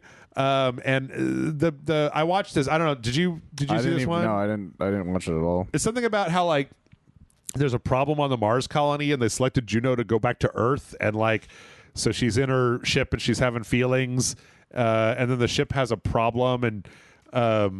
She goes out and they're like, don't worry, you've been trained for this. And there's like a rock. There's like a giant rock like in the engine. There's like a red rock of Mars just like shoved inside of the side of the ship that's already in orbit. And her bright idea is to kick it with her jet boots, which then caused the jet boots to activate and shoot her away from the ship. Oh my goodness. And it's like, the countdown is already happening. What's going to happen? And so... she's like panicking, and then she hears the voice of they're like, you're the best among us, and you can do it. And then it's like, then she like calms down and fixes her boot and does everything, and it's fine. Yeah, because George Clooney is like, you're going to be fine. Right. Don't do anything crazy. Like, I don't even understand what she does to fix her shoe. I believe you need Sandra Bullock. She just like touches her shoe with her other shoe, and then suddenly her shoes work again. It's like resets it for some reason. Yeah. Doesn't really explain why that It's happens. like, well, you should try that first. Yeah. Try that as the first thing instead of freaking out. And then she uses a little gun to shoot all the rest of the rocks out of her engine, and she gets in the thing, and she says goodbye to her mom, and just, there we go. And then boom, the ship goes into hyperspace. And then it says like later on she's coming down in like a pod, and Overwatch contacts her, and they blah blah. So it was okay. It was fine. You know, I missed when they had the really good ones, like the Blur Studios ones. Yeah, basically, the Blur Studio ones, basically. Yeah, I think I don't even remember if they were the ones who made I don't even know if they did that, but they were just gorgeous. Like, this is the closest one we've gotten in a while. Yeah, because the other one wasn't even like. Was it like not even an animated, if I remember correctly? The it was like a motion comic or something? The last one we got was the Kimiko one, where she was in the apartment building. With but the very last character one we got was the non-binary one. Oh, the drill lady, right? Yeah, or the drill person, and it wasn't even like an animated thing, if I remember correctly. Yeah, but you're talking about the last like good one we got, right? Was the Kimiko one. But that one was done in the style of the previous ones. Yeah. This is the first one that's been done as like. It's not actually a motion comic, but it's not all the way rendered. Was like the Junk Queen one good? I don't even remember. The Junk Queen one. That one was just in the regular style as all the rest of them. I think that was the actual last one we got. Yeah. Oh, also, I tell you what. Let's just finish up. You know what? No, fuck it. Let's do the rest when we come back. We're already over time. All right. We still have more stuff to talk about. We're going to zip through a lot of this Xbox stuff because a lot of it is stuff that, frankly, I don't care about. No. Frankly, my dear, he doesn't give a damn. If you want to hear people talk about Diablo 4 for 25 minutes, you be my guest and do your own podcast. But because we got other stuff to talk about. So we'll be back in just a minute with more podcast. Stick around.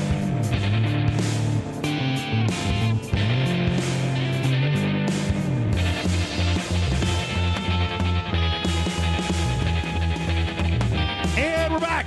And one last push left to go for our Gamescom coverage. When we left, we were on the Xbox showcase, day one Xbox showcase. There's a few things here. We're going to kind of like run through a lot of them because, like I said, there's not like a billion interesting things here. Like they talk about Diablo 4. One of the things I did find kind of interesting is that Diablo 4 has like this new dungeon, and they have like a party finder now. Oh, where like you can say like, I'm looking for a party to do this dungeon, and apparently it's a thing that like the community has been just like screaming for since the game launched, and they're finally putting it in. I was surprised that wasn't already a thing. Yep. Let's see. After Diablo, we got the trailer for that new Xbox adaptive joystick that they're making. Oh yeah, I forgot about that. Which is a new accessibility thing where it's just like a standalone joystick. God damn, there's so much Diablo in this thing. I keep trying to fast forward out of the Diablo, and I just keep letting go, and there's more Diablo. Oh yeah, they talk about Diablo Immortal, but I didn't even watch it because fuck that game. So yeah, the accessibility joystick is basically a standalone joystick that can be added to the Xbox adaptability controller for like more accessibility. It's interesting in that it's got like it's a kind of a big joystick, and it's got a bunch of it's got like buttons that you can 3D print on it. Okay, my notes are all fucked up because apparently from there we went to Stalker 2. Anyway, the adaptive joystick is an interesting thing for accessibility. It fits in with all the rest of their stuff, but it's a joystick where you can like literally, they have the CAD files to be able to print what goes on top of the joystick, so you can make like one big enough that you can control it with your foot. That's kind of or like your shoulder or something. So it's like a big interesting thing. They did show off some Stalker 2. They showed off kind of a gameplay segment of Stalker 2, which looks really nice. They talked a lot about how it's like it's very difficult. There's a lot of but there's a lot of options for like how do you do stuff. It's funny because the guy they have here that was like one of the head devs talked about how Stalker 2, he's like, it's really hard. And then you play it, and you have to play it for a long time, and then you learn how to play it, and then it's really easy. Like, the more you play it, the easier it gets, because you learn how to play Stalker. And he actually even said, like, if you want to get a head start, go play one of the older Stalkers, because it's... So, that answers you and I's question about, like, is this just, like, those super fucking unforgiving old Stalkers but with a fresh coat of paint on it? And it seems like the answer is yes, it is one of those. So yeah, it's more Stalker, which is good if you really love Stalker, but really bad if you really are like, yeah, what's this Stalker about? Right. That's not gonna end well for you, my friend. So yeah, but there's a lot of interesting stuff. They showed off some gameplay footage. I don't know if there's a lot that needs to be said. By the way, I think last podcast I said that Stalker wasn't coming out until next year. I was getting that confused with Avowed. How they moved Avowed to next year, and Stalker's still also in November. Stalker's the release date was changing every 20 seconds so for all we know it was going to. Yeah. They showed off that Revenge of the Savage Planet game, which I think we've already kind of mostly talked about a lot of what was there. It's going to be a third-person game. It's going to kind of have the same cheeky sense of humor. It's got co-op play. I don't know. Like, I don't know how much more there is to say about this. Like, well, there's not much else to say at the moment. Yeah. I'm sure we'll see more as it's coming in or coming closer to the release. So they talked about that. You know, the only other things they talked about Dustborn, which Amanda and I played. You can go watch the dojo for that. Kind of interesting, like hybrid comic visual novel, kind of like a Telltale thing, but very millennial. Yeah. A game called Tainted Grail: The Fall of Avalon, which seems like a kind of an open world, like third person action or first person like action kind of medieval fantasy game. I couldn't get a good handle on what the fuck this was. Also, my brain was starting to shut down due to the amount of shit that I had watched that day. They talked about Shattered Space a little bit for Starfield. This was like a weird interview because the guy was being really cagey because he didn't want to give anything away. So every time they asked him a question, he just hedged and hedged and hedged and hedged. And then they talked about the dune buggy. So that car. Yeah. Let's talk about the car instead. There's an interesting thing called Let's Build a Dungeon. So this is a game that was from you remember there was a game called Let's Build a Zoo? Yeah. So it's by those developers. And what it is you're making an MMO. So you're designing an MMO in like a kind of the Let's Build a Zoo format. But then there's like a game dev simulator layer over that where you're like hiring people and trying to put your game out and like listening to players and doing expansions. But the interesting thing about it was that like you can actually share your game designs on like a server to other people, so you could like download other people's like game worlds and stuff, and then just play it as an actual like game, I guess. Yeah, and so you could build like individual like quests and dungeons and gameplay types, and all kinds of stuff. And it's kind of an interesting concept. Like there's a lot to it, but we got a lot to get through, so we're just going to kind of gloss over it. And then the last thing they showed that was really big was Atomfall. And they showed a lot more of Atomfall, and it looks like a very kind of like immersive sim, kind of BioShock like kind of game where you have like very limited resources. There's like stealth, because the whole thing is that there was a nuclear accident, and then this British like or Scottish like town was like locked down, but it was like 5 years ago and they still can't get out, so they're like running on like very low supplies. Civilization is kind of broken down a little bit into like gangs and stuff, and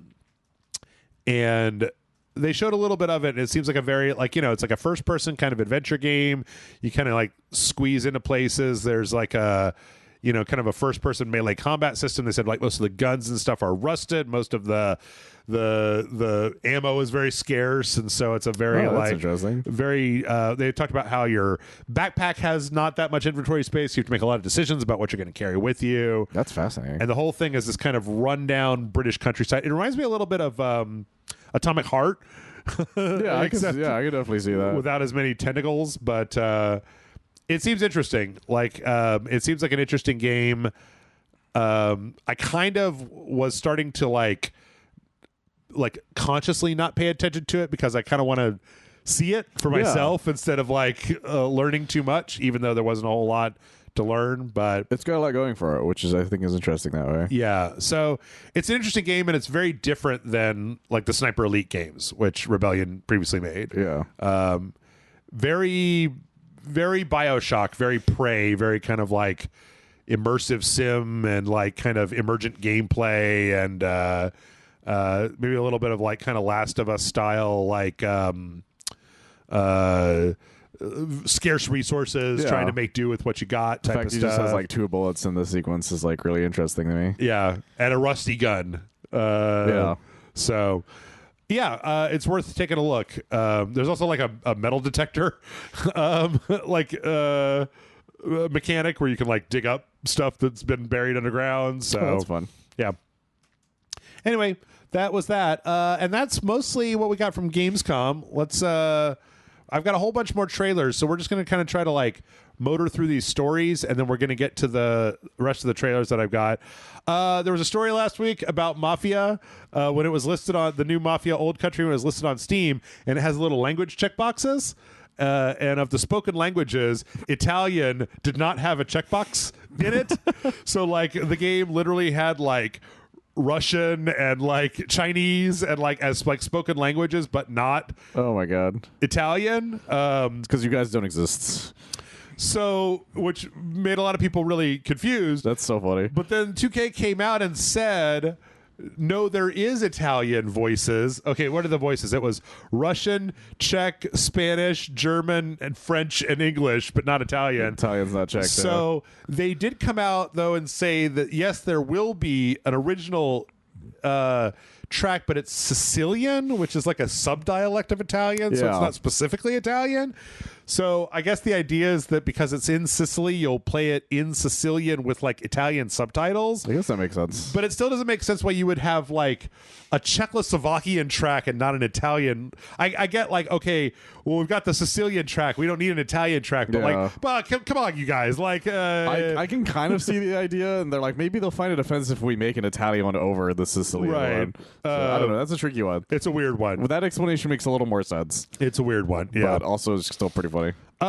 We talked about this a little bit during our Black Myth Wukong we thing. did. But speaking of language, what you can say, apparently the developer for Black Myth Wukong put out a bunch of like they were giving out streaming keys, and they said like, here's a bunch of stuff you're not supposed to do if you're like pre-streaming this. Yeah. This doesn't apply to my ass because I just bought the game for $60 American. But do not insult other influences or players. Why would you even do that on a non-multiplayer game? Like you would start up and be like, "Well, I have all these grievances. Oh, I fuck Mr. Beast. They're all terrible people." Do not use any offensive language / humor. Fuck that. Everyone was going to. Do not include politics, violence, nudity, feminist propaganda, fetishization, or other content that instigates negative discourse. Like, I'm gonna fuck that monkey. Yeah, I'm gonna get like, rights what? for women and fuck that monkey. it's the fact that it's feminist propaganda specifically that is very confusing. Because what does that mean? Do not use trigger words such as quarantine or isolation or COVID-19. Oh my god. Do not discuss content related to China's game industry policies, opinions, news, etc. So, okay, here's the thing. So this is why I made all those jokes in that the video, if you guys haven't seen it yet. This is obviously some bullshit that they had to put out because of the Chinese government, right? This is not like the developer making these decisions. This is like the shit was developed in China. China is not like a free speech haven. No, like their censorship laws are very, very strong. Yeah. And they realized that they couldn't like tell everybody not to do this, but they could at least make it an agreement for the people they were sending out codes to, because those people agree on it more. Strangely though, like, anytime a publisher does this, it causes worse problems than if you just said nothing. Yeah, if you just left it alone. Like, you're better off just not releasing the codes. Right. And just letting them buy the game as normal. Just don't give Amaranth a code, and you don't have to put no nudity in there, right? Yeah, Like, you'll be done with it. Unless somebody has already put out a Nexus mod for Black Myth Wukong that just gives that dude his big, the Black Dong Wukong, Black Myth Wudong, use his dong to stand on the staff. Yeah, it gets bigger and bigger as you hold down the button, and his dong is the weapon. But hey, no matter what they said, Black Myth Wukong is doing crazy good on Steam. Yeah, it's doing super well on Steam, especially for a single player game. Yep, it's over. It's now the second highest game of all time. The strangest thing, concurrent player count. The crazy thing, Michael, is that it's 2.138 million players in game concurrently, which is more than the previous second place, which was Power World. But it's not enough to knock the first place out. Do you know what the first place is? Is it Fortnite? No. Is it really not? No. I don't know, actually, legitimately. PUBG. Really? PUBG. Good for you, PUBG. Because PUBG is 3.257 million in 2017. Oh, that would make sense, because it was one, the first Battle Royale. Yep. And two, everybody was playing it. Everyone was playing it before Fortnite. And Fortnite isn't on Steam. right? Fortnite Yes. is its own thing. So, Like Fortnite was really kind of starting up at that point too. but it's interesting to think about how that's still the high bar No, in yeah. PUBG. That's kind of interesting, yeah. Especially since PUBG just sort of not disappeared, but it's not nearly as popular as it used to be. Well, I think that it might still be really popular in other countries, and that's what we're not seeing. Is it would have to be because they're still getting crossovers and stuff like that. If it wasn't doing well, companies just wouldn't agree to that sort of thing. They bought Tango GameWorks. That's right. They just bought Tango Crafton. I guess just bought Tango GameWorks, so they got to be having some amount of money. They have to be doing well. Let's see, Capcom. Speaking of, no, I don't know what my transition was for this. Capcom has revealed who's voicing Frank West in the Dead Rising Deluxe Remaster, Dead Rising Deluxe Remaster, and it is Jas Patrick. So it's not the original Frank, but yeah, because people were confused because the OG Frank was like, I wasn't even asked, kind of thing, and so people were a little annoyed by it, but nobody knew who the new guy was. Because it wasn't even the guy from 4, as far as I know. No. He's worked on a bunch of stuff. He was a voice actor for Genshin Impact, Octopath Traveler. Apparently did some JoJo's Bizarre Adventure stuff. That's interesting. Rurouni Kenshin and more. So he's like a new guy then, for the most part. Because he's not like a big name. Yes. Which is not a bad thing, necessarily. I looked up his IMDb credits, and it's a lot of modern stuff. Like I think his oldest credit is he like did Nerf Legends. 2010. He was in Heroes of New Earth. Oh my god. Let's see if we could think of anything here. He was in the Cobra Kai Karate Kid saga. He's in all the games that you and I hate. Yeah, fuck me. Nerf Legends. He was in JoJo's as Thunder McQueen. I don't even remember who that's supposed to be. I don't know either. These are all like stuff that, for the most part, I either didn't watch or he was didn't play. He was Unky Monkey and Rusty Nuggets in Lego 2K Drive. Neat. He was a guy, just voice. He was just in Immortals dude. of Avium. Good for him, man. You made it big as Frank West. Yep. And hopefully people like you. Hopefully so. We'll find out. Speaking of voices, we did get the reveal of the new narrator for Civilization 7. So starting with Civilization 4 had Leonard Nimoy as the narrator. That's right. 6 was Sean Bean. Was it really? It was. And they've announced the narrator for Civilization 7, and it is Gwendolyn Christie. That's a good get. Brienne of Tarth herself. She's got a really good voice. She does a very good voice. They have a little trailer for it where she's kind of walking around, looking at these little like tanks full of civilizations. That's a pretty cool little trailer. So check that out. Good for her. Speaking of Hollywood, we found out that Borderlands crashed and burned. We knew that last week, really badly too. According to all of the trades and such, it seems like it's going to be dumped onto streaming as of August 30th, which is super fast. Apparently, you can already pre-order it on Amazon if you want. You can pre-order the digital edition of it. That literally, as of the point when this podcast comes out, that is this coming Friday. Oh my god! Well, Randy Pitchford loved it. Question mark. Dude, the stuff he was tweeting last week was unfucking hinged. He was a psychopath. It was unfucking super hinged. Like, he was my losing God. his mind. Like, people, you should love this thing. No. What he kept saying is like, so what you're saying is that you love the game that me and my team worked on even more than a blockbuster Hollywood movie full of all the stars. Said, yeah. Is that what you're saying? It's like, don't you try rhetorical tricks on me, Magic Man. I like. That was one of the. I know where your squirt porn is. That okay? was part of it. Well, before that, he was like blocking people, being like surprised that people didn't like it. Yeah, he's trying to pull an Uno Reverso on Twitter and like, no, thank you. Well, before that, he's like, you should at least give it a chance, guys. Like, pay money to watch it so you can give it a chance. Because it is the reverse psychology. It's like, well, if you pay for it, maybe you'll love it. Yeah. People are like, no, I'm not even trying, dude. Fuck you.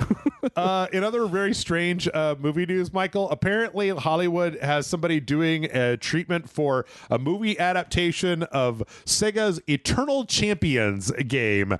This was a fighting game for the Sega Genesis where it was a bunch of people throughout time that came together to fight each other, and I don't know how the fuck or why this is happening, but apparently the trade news is that somebody's writing a script for it. So you want to know how this happened, Jeff? How? Is that somebody's like, Sonic the Hedgehog did so well that we have to figure out what other Sega properties we can make do well. Right. But the problem is it's they have Sega. none. The only one they could do that was popular that I could see maybe being a movie, but wouldn't make any sense as Crazy Taxi. Yeah. But nobody else has that thought process apparently. I don't know. I think like Golden Axe would make more sense they're than doing this. they're doing that show for that one. Oh, that's true. So right. so that's off limits right now. Maybe just do whatever. So they're picking through the rest of it. Yeah. Because the more popular ones are probably already being worked on by somebody. True. And somebody's like, this seems like a good idea, and nobody stopped them. Very strange. Very strange. Okay. How many of these can I skip? I'm gonna skip this one. Okay. And then I forgot about this whole fucking thing. Atari is making an Atari 7800 console, which is which plays Atari 7800 and Atari 2600 games. Oh. It comes with a small wireless controller with 2 buttons on it. It's like small. It's like a little miniature thing. It's got HDMI port. Finally, you who owns ET for some reason can finally play it. The thing is that I actually think these are pretty cool because it's $129 and it comes with like an unreleased Crystal Quest sequel. Oh, that's fun. But this also plays Atari 2600 games. Yeah. So it plays 7800 and 2600 games, and he's a little guy. He's just a little guy. Yeah. See, like it's like and you can still find those cartridges, and people make new cartridges for them for some reason. Yeah. So this is way better than that stupid Android OS thing that they tried to make, where I'm just like, well, this just plays old shit. I'm fine with that. Yeah, so which is cool, like I said. Yep, they've got a pre-order up for it now. It should be shipping later this year. Okay. God damn it. Before we get into the trailers, I just got to say to everybody, Nintendo put out a direct for the Nintendo Museum that they're opening in October. I watched the whole thing. This place looks cool as hell. It's literally built on the factory where they originally made the cards, like in the pre-Famicom era. That's a great idea. And it's basically like, what did they? Where's the thing? What's the crazy thing? They talked about how like the original, like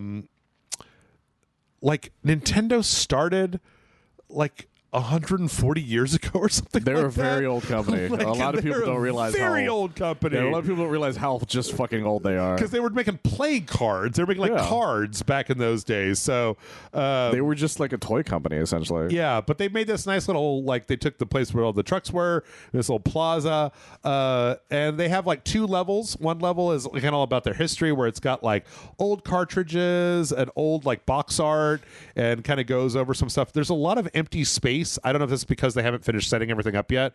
When I look at this, like I look at these like display cases, there's a lot of empty space. Oh yeah, there it is. 1889. Yeah. 1889. 135 years ago Nintendo was founded. Anyway, you should go. Them getting into games was like an insane idea. You go watch this. They basically have like a bunch of different things. They talk about Mario through the ages. It's a big history. They talk about a lot of the stuff that Nintendo made before they got into the console market, like a copy machine, like a stroller. Like, it's crazy what Nintendo used to make back in the day. They made a lot of stuff. But then they also have on the first floor a bunch of gaming stuff, where they have like this giant screen where you can play this specific Japanese card game. But then they have, like, when you go there, you get a little card that allows you to go into these different little experiences. One of them is these little living rooms from Japan that have like Nintendo made an at-home pitching machine that pitches like a ping pong style golf ball, and so you can go into these little batting cages, and they have these little rooms that are made to look like old Japanese bedrooms, but then when you hit the balls and you hit stuff in the room, it like makes stuff happen. Like it makes like these little bottles that turn between Mario and Luigi, or like you hit this like the copy thing and it prints out a paper. This is really cool. They have a thing where you can play like it with a zapper or super scope, where it's like a huge light gun thing with like 14 people all lined up. That's fucking cool. Like, and then the last one was that they showed. They only showed 3, but there's 8 different things. The last one was a series of like games with Nintendo 64 and Wii games, but they've got giant controllers that take like 2 people to operate. Oh, wow. So you could play like a Nintendo game, like they showed Shigeru Miyamoto and like one of the staff trying to play the first level of Mario, but like one person has to do the buttons and one person has to do the D-pad. Yeah, that's kind of fun. And then later on they show people with like Wiimotes that are so big that it takes 2 people to hold them. That's fucking amazing. Oh, they're playing that airplane game. Oh, Pilot Wings, yeah. So it's pretty cool. It seems like a real fun little thing. They also have a little cafe. I'm like, just add more to it as time goes on, too. Yeah. It's opening October 2nd. I really want to go to this thing. It's pretty nifty looking. That's so cool. Good for Nintendo. All right, let's zip through these trailers. We got the release date trailer for Dragon Age Veilguard. Michael, I want you to take a look at this trailer real fast. Do the people's faces look like kind of crapulent, like, or like that's an interesting word. Well, they almost look like they're trying to do nostalgia for their own low poly faces or something. Oh no, I could see that. Like, no, yeah, I get what you mean based on that. Like they're very simple. They're very simple faces. They're much simpler than I thought they would be. Right. Especially like this one lady turns and looks, and I'm like, there's something off about how realistic everything else looks around their face. Yeah, kind of dead eyes, kind of doll eyes, like it's shark's eyes. Like Charlie Sheen's eyes. Sorry, that's an old Simpsons joke. Yeah, it's weird how I don't know if their faces are bad on purpose. I can't tell, or maybe it's a stylistic choice. But even then, I'm not sure. Maybe we have a lot of experience now with like this guy's face right here. They look kind of like cartoony. Like looks they look almost cartoony. They look like Dishonored. They look like like a Dishonored face, but then rendered with a really good lighting engine that makes it look a little weird. It's throwing me off because it is. It's a stylistic choice, but everything else is more realistic still around it. Yeah, which is why it's throwing me off. Yeah. Okay. I'm glad I'm not the only one. Yeah, because once that one lady's face, not this one, but the from earlier, and then the Doctor Strange Vincent Price one. Yeah, really is the reason it's throwing me off. The most. We also saw spoiler alert, we saw Morrigan in this trailer. Okay. Claudia Black is back.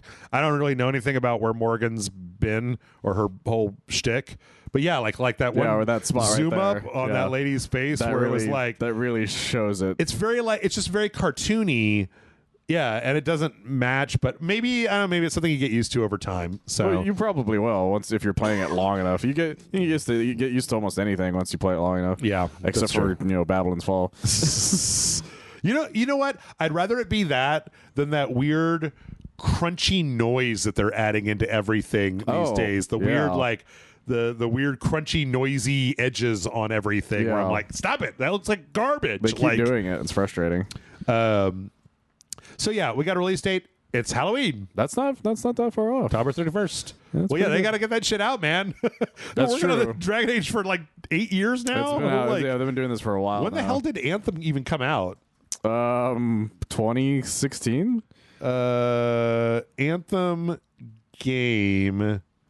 Let's see if I can just get the Wikipedia to come up for it. 2019. Oh, January 2019. So I was much more hopeful about it. 5 years. Well, plus they're probably working on stuff. We got a bigger story trailer for Silent Hill 2. I think this one actually looks like the best thing I've seen from the Silent Hill 2 remake with Bloober Team. I can see that. Like the characters all look a lot better. The tone is a lot darker. It's a very sharp trailer. And it's got you didn't get to watch this trailer, but like the lighting engine I think looks better. Like the lighting is a lot flatter. And I've seen, yeah. Like when I was watching it, I was thinking like, oh, wait, Louis Anderson? Is this the RE engine? Because it has that like dark graininess that like the RE engine has. That I feel like a lot of the promo material for Silent Hill has been flatter. Like it just looks not quite as good. So it's looking good. I think it's looking good. I think there's I saw an article that was like, everybody on the internet is dunking on Silent Hill 2, but there's a lot of people who are just like, I don't know, I'm excited for it. Like, No, well, that's the thing about Silent Hill 2 is that it is so beloved. Like, see, that looks much better than it looked when they first showed that specific sequence off. Where he puts his hand on his face at the very beginning, yeah. And this looks the best it's ever looked, right? Somehow, right? Like, this is actually legitimately makes me more interested than I was before. Yeah, I don't know if it's just the lighting engine; they just changed something with it or whatever. But like, and she even looks better. Maria looks great. Because before I thought she didn't look very interesting. But yeah, what was I saying? No, I was going to say is that like the issue is that it's a super beloved game and it has very specific things that happen in it, and it was made in a very specific way. Yeah, that made it work in the context of the way the PS2 was. Yeah, and so it's never going to live up to that specific art style choices that they had to do. Because there's no way to replicate that in this without just making a PS2 game again. I honestly think that like just this is my feeling. You're never going to be able to play Silent Hill 2 for the first time. Yes. So that feeling is always going to be less than it was the first time you played Silent Hill 2. You can never go home again. Right. You can be what it is. You can be reminded, and I think this looks like a good version of that, yes. Right? Like of bringing it to a new thing. But like everything in the world, Silent Hill fans are constantly going to be telling people like, no, you need to go back and play the PS2 version. It looks like shit because this line read was way better back in 1998 or whatever. You need to buy the hardest version of this game to get the full experience. And no young person's going to do that. No, and no young person has the money to do that because you guys made it impossible. True. We got an official story trailer for Slitterhead. Speaking of Silent Hill. Oh, that's right, yeah. This looks way better than Slitterhead has looked yet. Like it looks, again, like the lighting engine got resolved and there's like a little bit more grit to it. The only weird thing about it is, Michael, and I don't know if this is like a cultural thing or a style thing or something I understand, everybody in this entire trailer looks like a teenager or a child. Like nobody looks like an adult. Oh, like yeah, every single person, regardless of whether they're just like a regular person or a protagonist person or whatever, they all look like too short or like anime babies kind of to me. It's got to be a cultural thing more than anything else. But no, I think this looks like way better than the last time we saw this game, which was like 3 months ago. Yeah, the last time we saw it, I feel like we were seeing like the most basic version of it. It seems like a beta or like an alpha or something. Like, whereas this trailer looks gorgeous. Yeah, like they put a lot of work into it. A lot of lighting, like lighting engines sharp, character designs on point, all the violence and stuff looks cool. It looks really, really cool. Yeah, this is the best it's looked. Although there's still issues I have here and there with people's faces, but yeah. I mean, I give it a little bit of slack because it's a smaller team, right? And it's like obviously was made on a budget. Yeah, definitely made on a smaller but you know, budget. This is the first thing that this dude has made since Gravity Rush. So that's true. And he's going back to horror roots, and I really like the Parasite the Maxim /Virus stylings of what's going on here. Yeah. Hell, at Summer Games Fest, we saw the dude with the blood chain gun, right? Yeah. Like, it's very exciting. It's actually very exciting, to be honest. Like, legitimately. And we got a release date. Really? Yep. It's here at the very end. Not only a release date, but like October 29th. Damn, dude. So like, October's legitimately getting some good shit. That's what I was saying. There's all this horror that's coming out. Horror's coming back, guys. October. We also got a trailer for Post Trauma. You have seen this before, even though you don't remember it, Michael. This is the like weird Resident Evil game that's got like a fat security guard with a beard. I remember like that. The kind of, and he's like looks like a Latino dude. He does, yeah. I remember this, yeah. It's just very weird looking.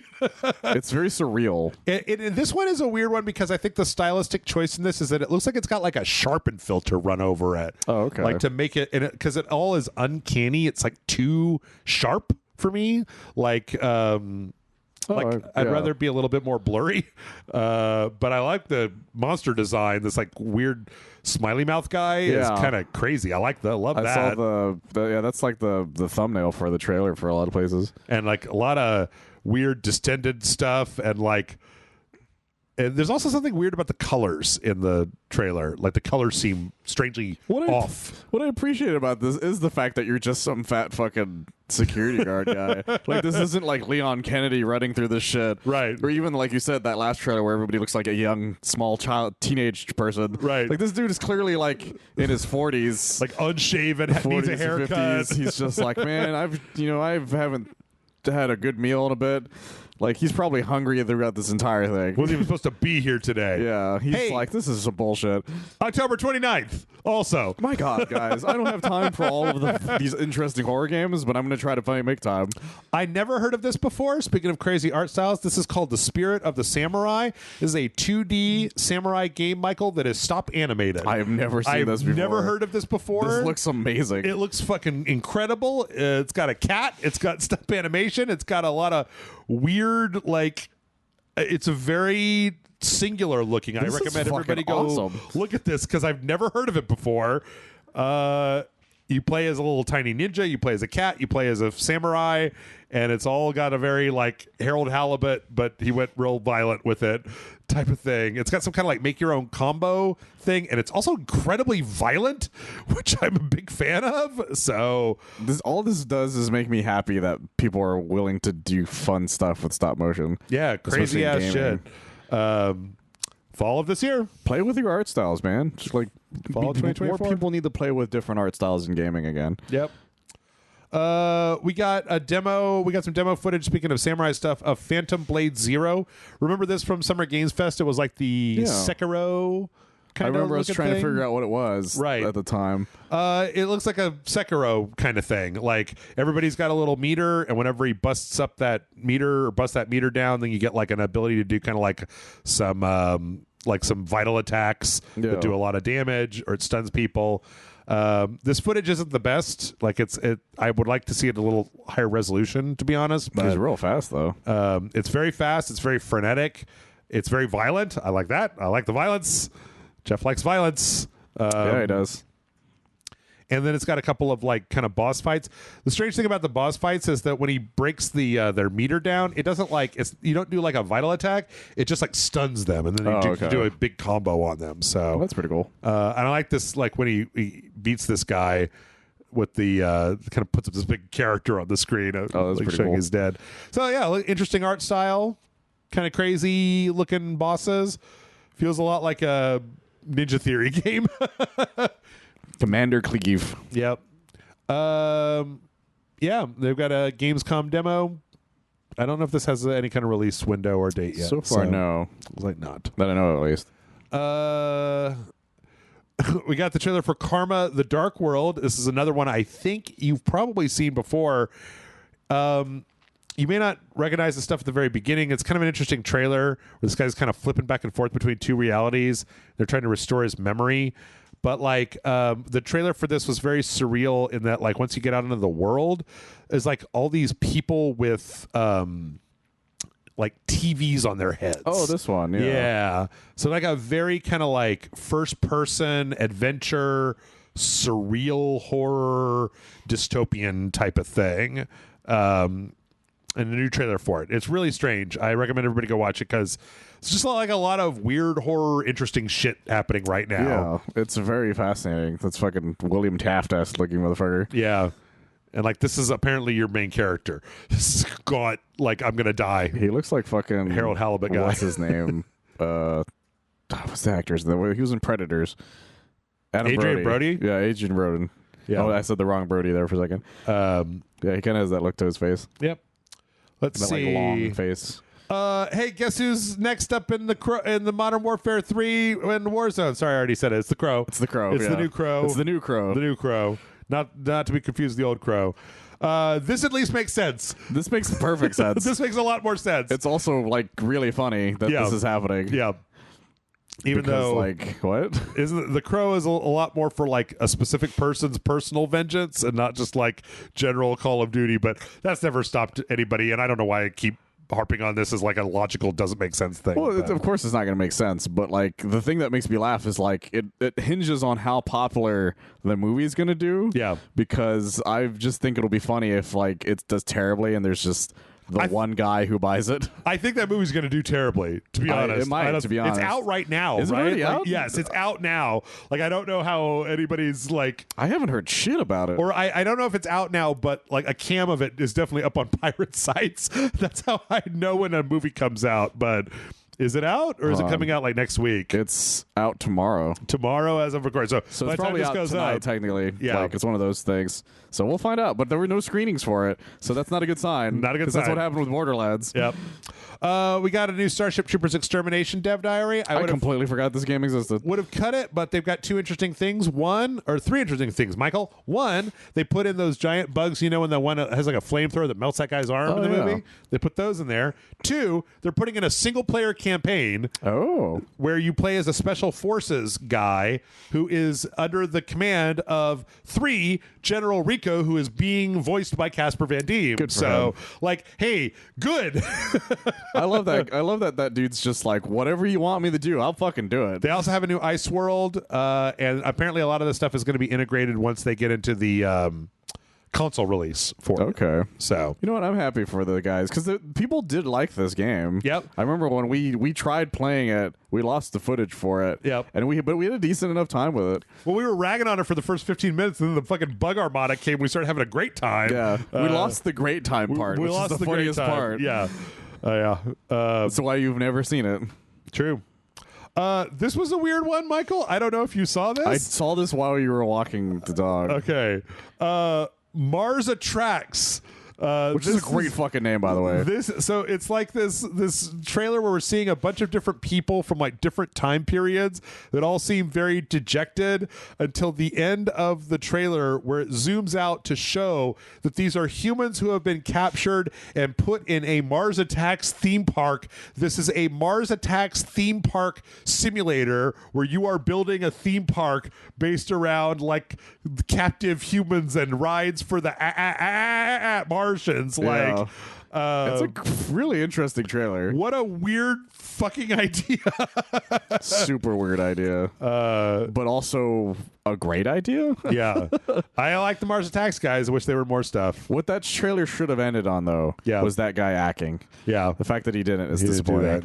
You know what? They should have a Mars Attacks versus Destroy All Humans, right? Like, I'm amazed that's not a thing. I remember when I think it was IDW. They did this large series of Mars Attacks crossovers with random characters. Yeah, and each none of them connect to each other. And I can't remember if Matt worked on one of them or not. I think he did some tops cards for them. I know he did some top cards. I forgot who did the Transformers one, but I think he might have done a cover for that one. Oh, okay. If I remember correctly. It's been a while. It was really, really funny. Speaking of stuff Matt likes, we got a trailer for Kong Survivor Instinct, which is like apparently a 2D side-scrolling, like survive the world in the Monsterverse game. It's such a strange thing to do with Kong. I looked at the developer for this, and they're mostly mobile crap. So this may be fine, or it may just be mobile crap. They kind of have a part at the end where the guy's trying to escape the giant spider monster, and then Kong comes in and starts beating up that giant spider monster. So I'm not expecting great things from this. Me neither. But hopefully it'll be better than that weird Kong game that came out. Oh yeah. Oh my god. Fall 2024. Baby. Funniest thing that ever happened. They're still trying to make Nightingale a thing, Michael. Oh my god, that survival game. I remember. Did we talk about the news story where they're like, "Well, we're disappointed by it, but we'll come back." Yeah. No one cares. They're supposed to have a new campaign mode that's in the game. Oh, that's interesting. As well as a bunch of other new progression system, increasing the build limits. They're trying to make it a game. I saw a Reddit post. There was a Reddit comment on when that news story came out about them being like, well, we were disappointed by it. It was the guy being like, I played the beta for this with a bunch of people who were playing this. Yeah. And we said everything that we thought was wrong with the game and all the stuff that they could fix, and they just ignored us. Yeah. And they wonder why nobody wants to play this game. Oh boy, we're really low on time. Okay, they're remaking Arizona Sunshine. Oh, and you really like that one. I really like it for the PSVR 2. So they're basically remaking the original Arizona Sunshine. And if you bought the original Arizona Sunshine, which I did, you get to upgrade to this one for $10. Oh, that's pretty good. And it's out like October 17th. So damn, that's really close. Yeah, God pretty damn, close. Good for you, October, getting all these vampire horror things. Dead Cells put out their last update called The End Is Near. Oh, cool. Where it's like there's like 3 new enemies, a few new weapons, a new system based on their chaos thing or the whatever the thing is, and like 40 new different head styles that you just get for free. Oh, that's good for So this game was very beloved, and hell, it's only ending because they're essentially were forced to end it. Yeah, pretty much. And that's 8 years, crazy to me. 8 years and like 5 or 6 big expansions. So yeah, they were very much like this could have gone on forever if they had literally forced us to stop. Yeah. Let's see. We got the Plucky Squire release date, which is pretty cool. That's cool. That's the Devolver Digital thing where you play as a little guy in the storybook, but you can come out of the storybook onto the table and I remember they delayed this quite a bit. Go to different places. Pretty cool. It looks fantastic. They have a little like thing where everybody's like, when? And at the end, he like brings in a bunch of stuff. It looks like he's trying to put in January of 2025, and then he puts in September of 2024. Oh, damn. So September 17th, 2024. That's so soon now. Like right around the corner. Lots of stuff in September as well. I did the schedule for September. It's kind of bangers all the way down. We're back into banger season. So. Yeah, we were talking not that long ago. We're like, well, there's nothing coming out. And now we're like, oh, shit. So it turns out everything's coming out now. We also got the release date for that Sky Ocean Wings for Hire. I really like this game. This is like a Sky Pirate game, but that's also like a turn-based RPG. Oh, that's fun. Where you have like you're flying around, but then the combat is like you can fly around, you kind of run around, and you collect a party of anime people, but then the combat is like a turn-based thing where it shows your ship like shooting at other ships and stuff, which is pretty cool. That is pretty fun, actually. It's got a nice art style to it. That's coming on October 10th. God damn. So there you go. Everspace 2 is getting a giant an expansion called Titans that is 2 things, 2 big missions. One of them is a ship like the size of a small planet. Oh, damn. Like I think they show it somewhere. Yeah, like this giant thing. And so it's going to be like a boss that it takes like a lot of different like attacks and like phases to beat. It's not an easy thing to do, kind of thing. Yeah. The other one is like a giant space whale, like a giant space leviathan that can swallow your ship up in like a single gulp type of thing. So that's fucking fascinating. Yeah, and both of those are coming September 16th. Oh, damn. So. All right, I think we're almost done. Oh yeah, Emio, the Smiling Man Famicom Detective Club, I completely forgot about this thing. is getting demos. So it's literally getting the first 3 parts of the case as demos. Oh, that's so you nice. can play the prologue in Chapter 1 now, and then they're releasing Chapter 2 now, the day that we're recording this. So I guess the third part is going to be on August 27th. Which will be on Tuesday from when this comes out, and then all your progression carries over to the game. So it's nice just the full ass first 3 chapters as a way to try to get people hooked. Which, like, if you wrote a good mystery, yeah, that's perfect. That's like, first taste is free. If they were like, yeah, here's the first 4 chapters of the new Agatha Christie book, and I'd be like, well, where's the rest? And like, you got to pay for the rest. I'm like, well, here, take my money. Like, I want to know what happens. That's a great idea, especially for mystery stuff. Yeah. Speaking of demos, Final Fantasy 16 is getting is coming to the PC, but we have a demo on PC demo, Steam and Epic Game Store. What's that? Oh, that's cool. I was saying a PC demo, so yeah. Good for them. Well, that lets them figure out if their system is good enough to play it, so they can make sure they willing to be able to buy it afterwards. Also, this is from a Kotaku article, Michael, but I wanted to point this out because it's one of the worst sentences I've ever read in journalism because it pisses me off. On August 19th, Square Enix announced that Final Fantasy 16 would arrive on PC on September 17th. There's got to be a better way. That is. I feel like that's an AI sentence. Yeah, September 17th. That doesn't make any sense. Don't put both dates in the sentence. You don't have to say what day they did it. Just be like, hey, Square Enix announced that this is happening on this date. September 17th. So you don't September have to 17th. explain what day they did it on. I wrote these articles for 6 months. This is clearly like the laziest person or an AI who did this. Because there's no reason for that to happen. Quick aside, I liked Final Fantasy 16 quite a bit. I loved it.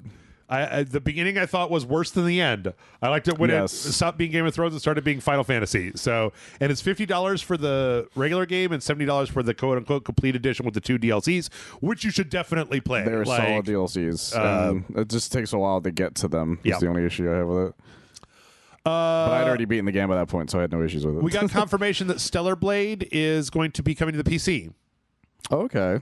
Probably sometime this year. That means you, Mr. I that have not enough cleavage, can now just go full on. They're naked the whole time if you want, you crazy bastards. They're preparing to release on PC in the near future, and they expect better results on the PC than on consoles. Probably the weirdos on the PC will be buying it. They're absolutely going to be buying it and doing the weirdest possible shit because of the mods. Yeah, because of the implication. Yeah, because of the implication, Jeff. The ass is going to be twice the size of the screen. That's right. For no reason. Every time you kill a character, the ass gets 5% bigger. Exactly. Vampire the Masquerade Bloodlines 2 has been delayed once again. Okay. Out of 2024 entirely and into early 2025. I'm fine with this. This is interesting because this is something that Saber is publishing. The Chinese room is making it. Saber is publishing it. I think that Saber, this is the second Saber published thing that's like, because when they asked like why, they were just like, we're polishing it to a fucking gleaming shine. We are adding more endings. We're making sure that all the technical QA details are taken care of. And I think it's because of City Skylines 2. Yeah. They got their hand burned really hard by that game. And they're like, we cannot do that again. Yeah. Everything that comes out must work great. It must work great day one. Like, or else we're gonna get a reputation as the place that does this. Yeah, so, you don't want to be that guy. Yeah. Then you're never gonna get rid of it, no matter what you do afterwards. Which is good, because we've all been waiting for Masquerade, the Bloodlines 2 for 1 million years. We can wait another 3 months. Exactly. 4 months. How long is it till next year? 5 months, 6 months. It's not too far away at this point. 4 months. I'm just gonna keep saying numbers. We're past the halfway point. All right, let's finish it up. Some crazy motherfuckers put Diablo in a web browser. That's amazing. So this is, if you go to you have to chat. You have to. I don't know if it's got a specific. It's like a GitHub thing. So I can't tell you just the exact thing. But basically, we'll put it in the comment or the description or something. Like I tried it. Can I just load it? No.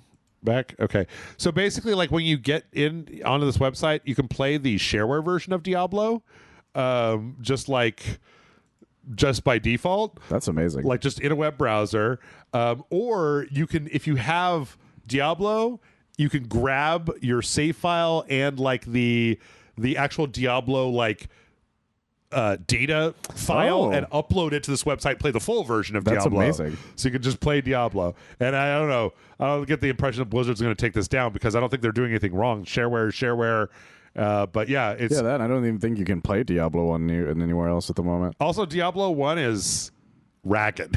Yeah. It's janky as hell. There's a reason why nobody plays it anymore. There's no running in Diablo 1, so you just have to walk everywhere. It's a straight... It's there's a main reason why Blizzard probably wouldn't care about this. But yeah, if you want to, you could totally just play Diablo in a web browser.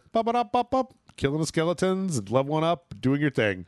So go check it out. It was a different time. Yep. Let's see. If you need a new web browser, if you want to really get the full effect, though, you might need to take a page out of who is this guy? Salim. Oh, I'm not gonna bet. I'm not even trying. Ben Buzjajni. I'm sorry, I don't know how to say that. His book. He made a tiny 3D printed PC. Oh my goodness! It's got a Raspberry Pi to run it. It's got like a tiny LCD panel that's in a case to look like an old CRT monitor, and it's even got a little LED pipe on the front to light up the light on the front like it's being turned on. Yeah. And then he made these little like custom decals of like Windows stickers to put on it, and what you're left with is this really small, like tiny little desktop It's got like PC. XP on it. It's got a version of Windows XP on it, or it's got a Raspberry Pi emulated version of Windows XP, but it's got Bluetooth, so you could literally like attach like a keyboard to mouse to it, use it. Screensaver. It's got a little Dell logo on it. It's got everything looks great on the front of it. amazing, It looks yeah. fantastic. Oh my goodness. And you can play games on it. You can play Solitaire. You can play Doom.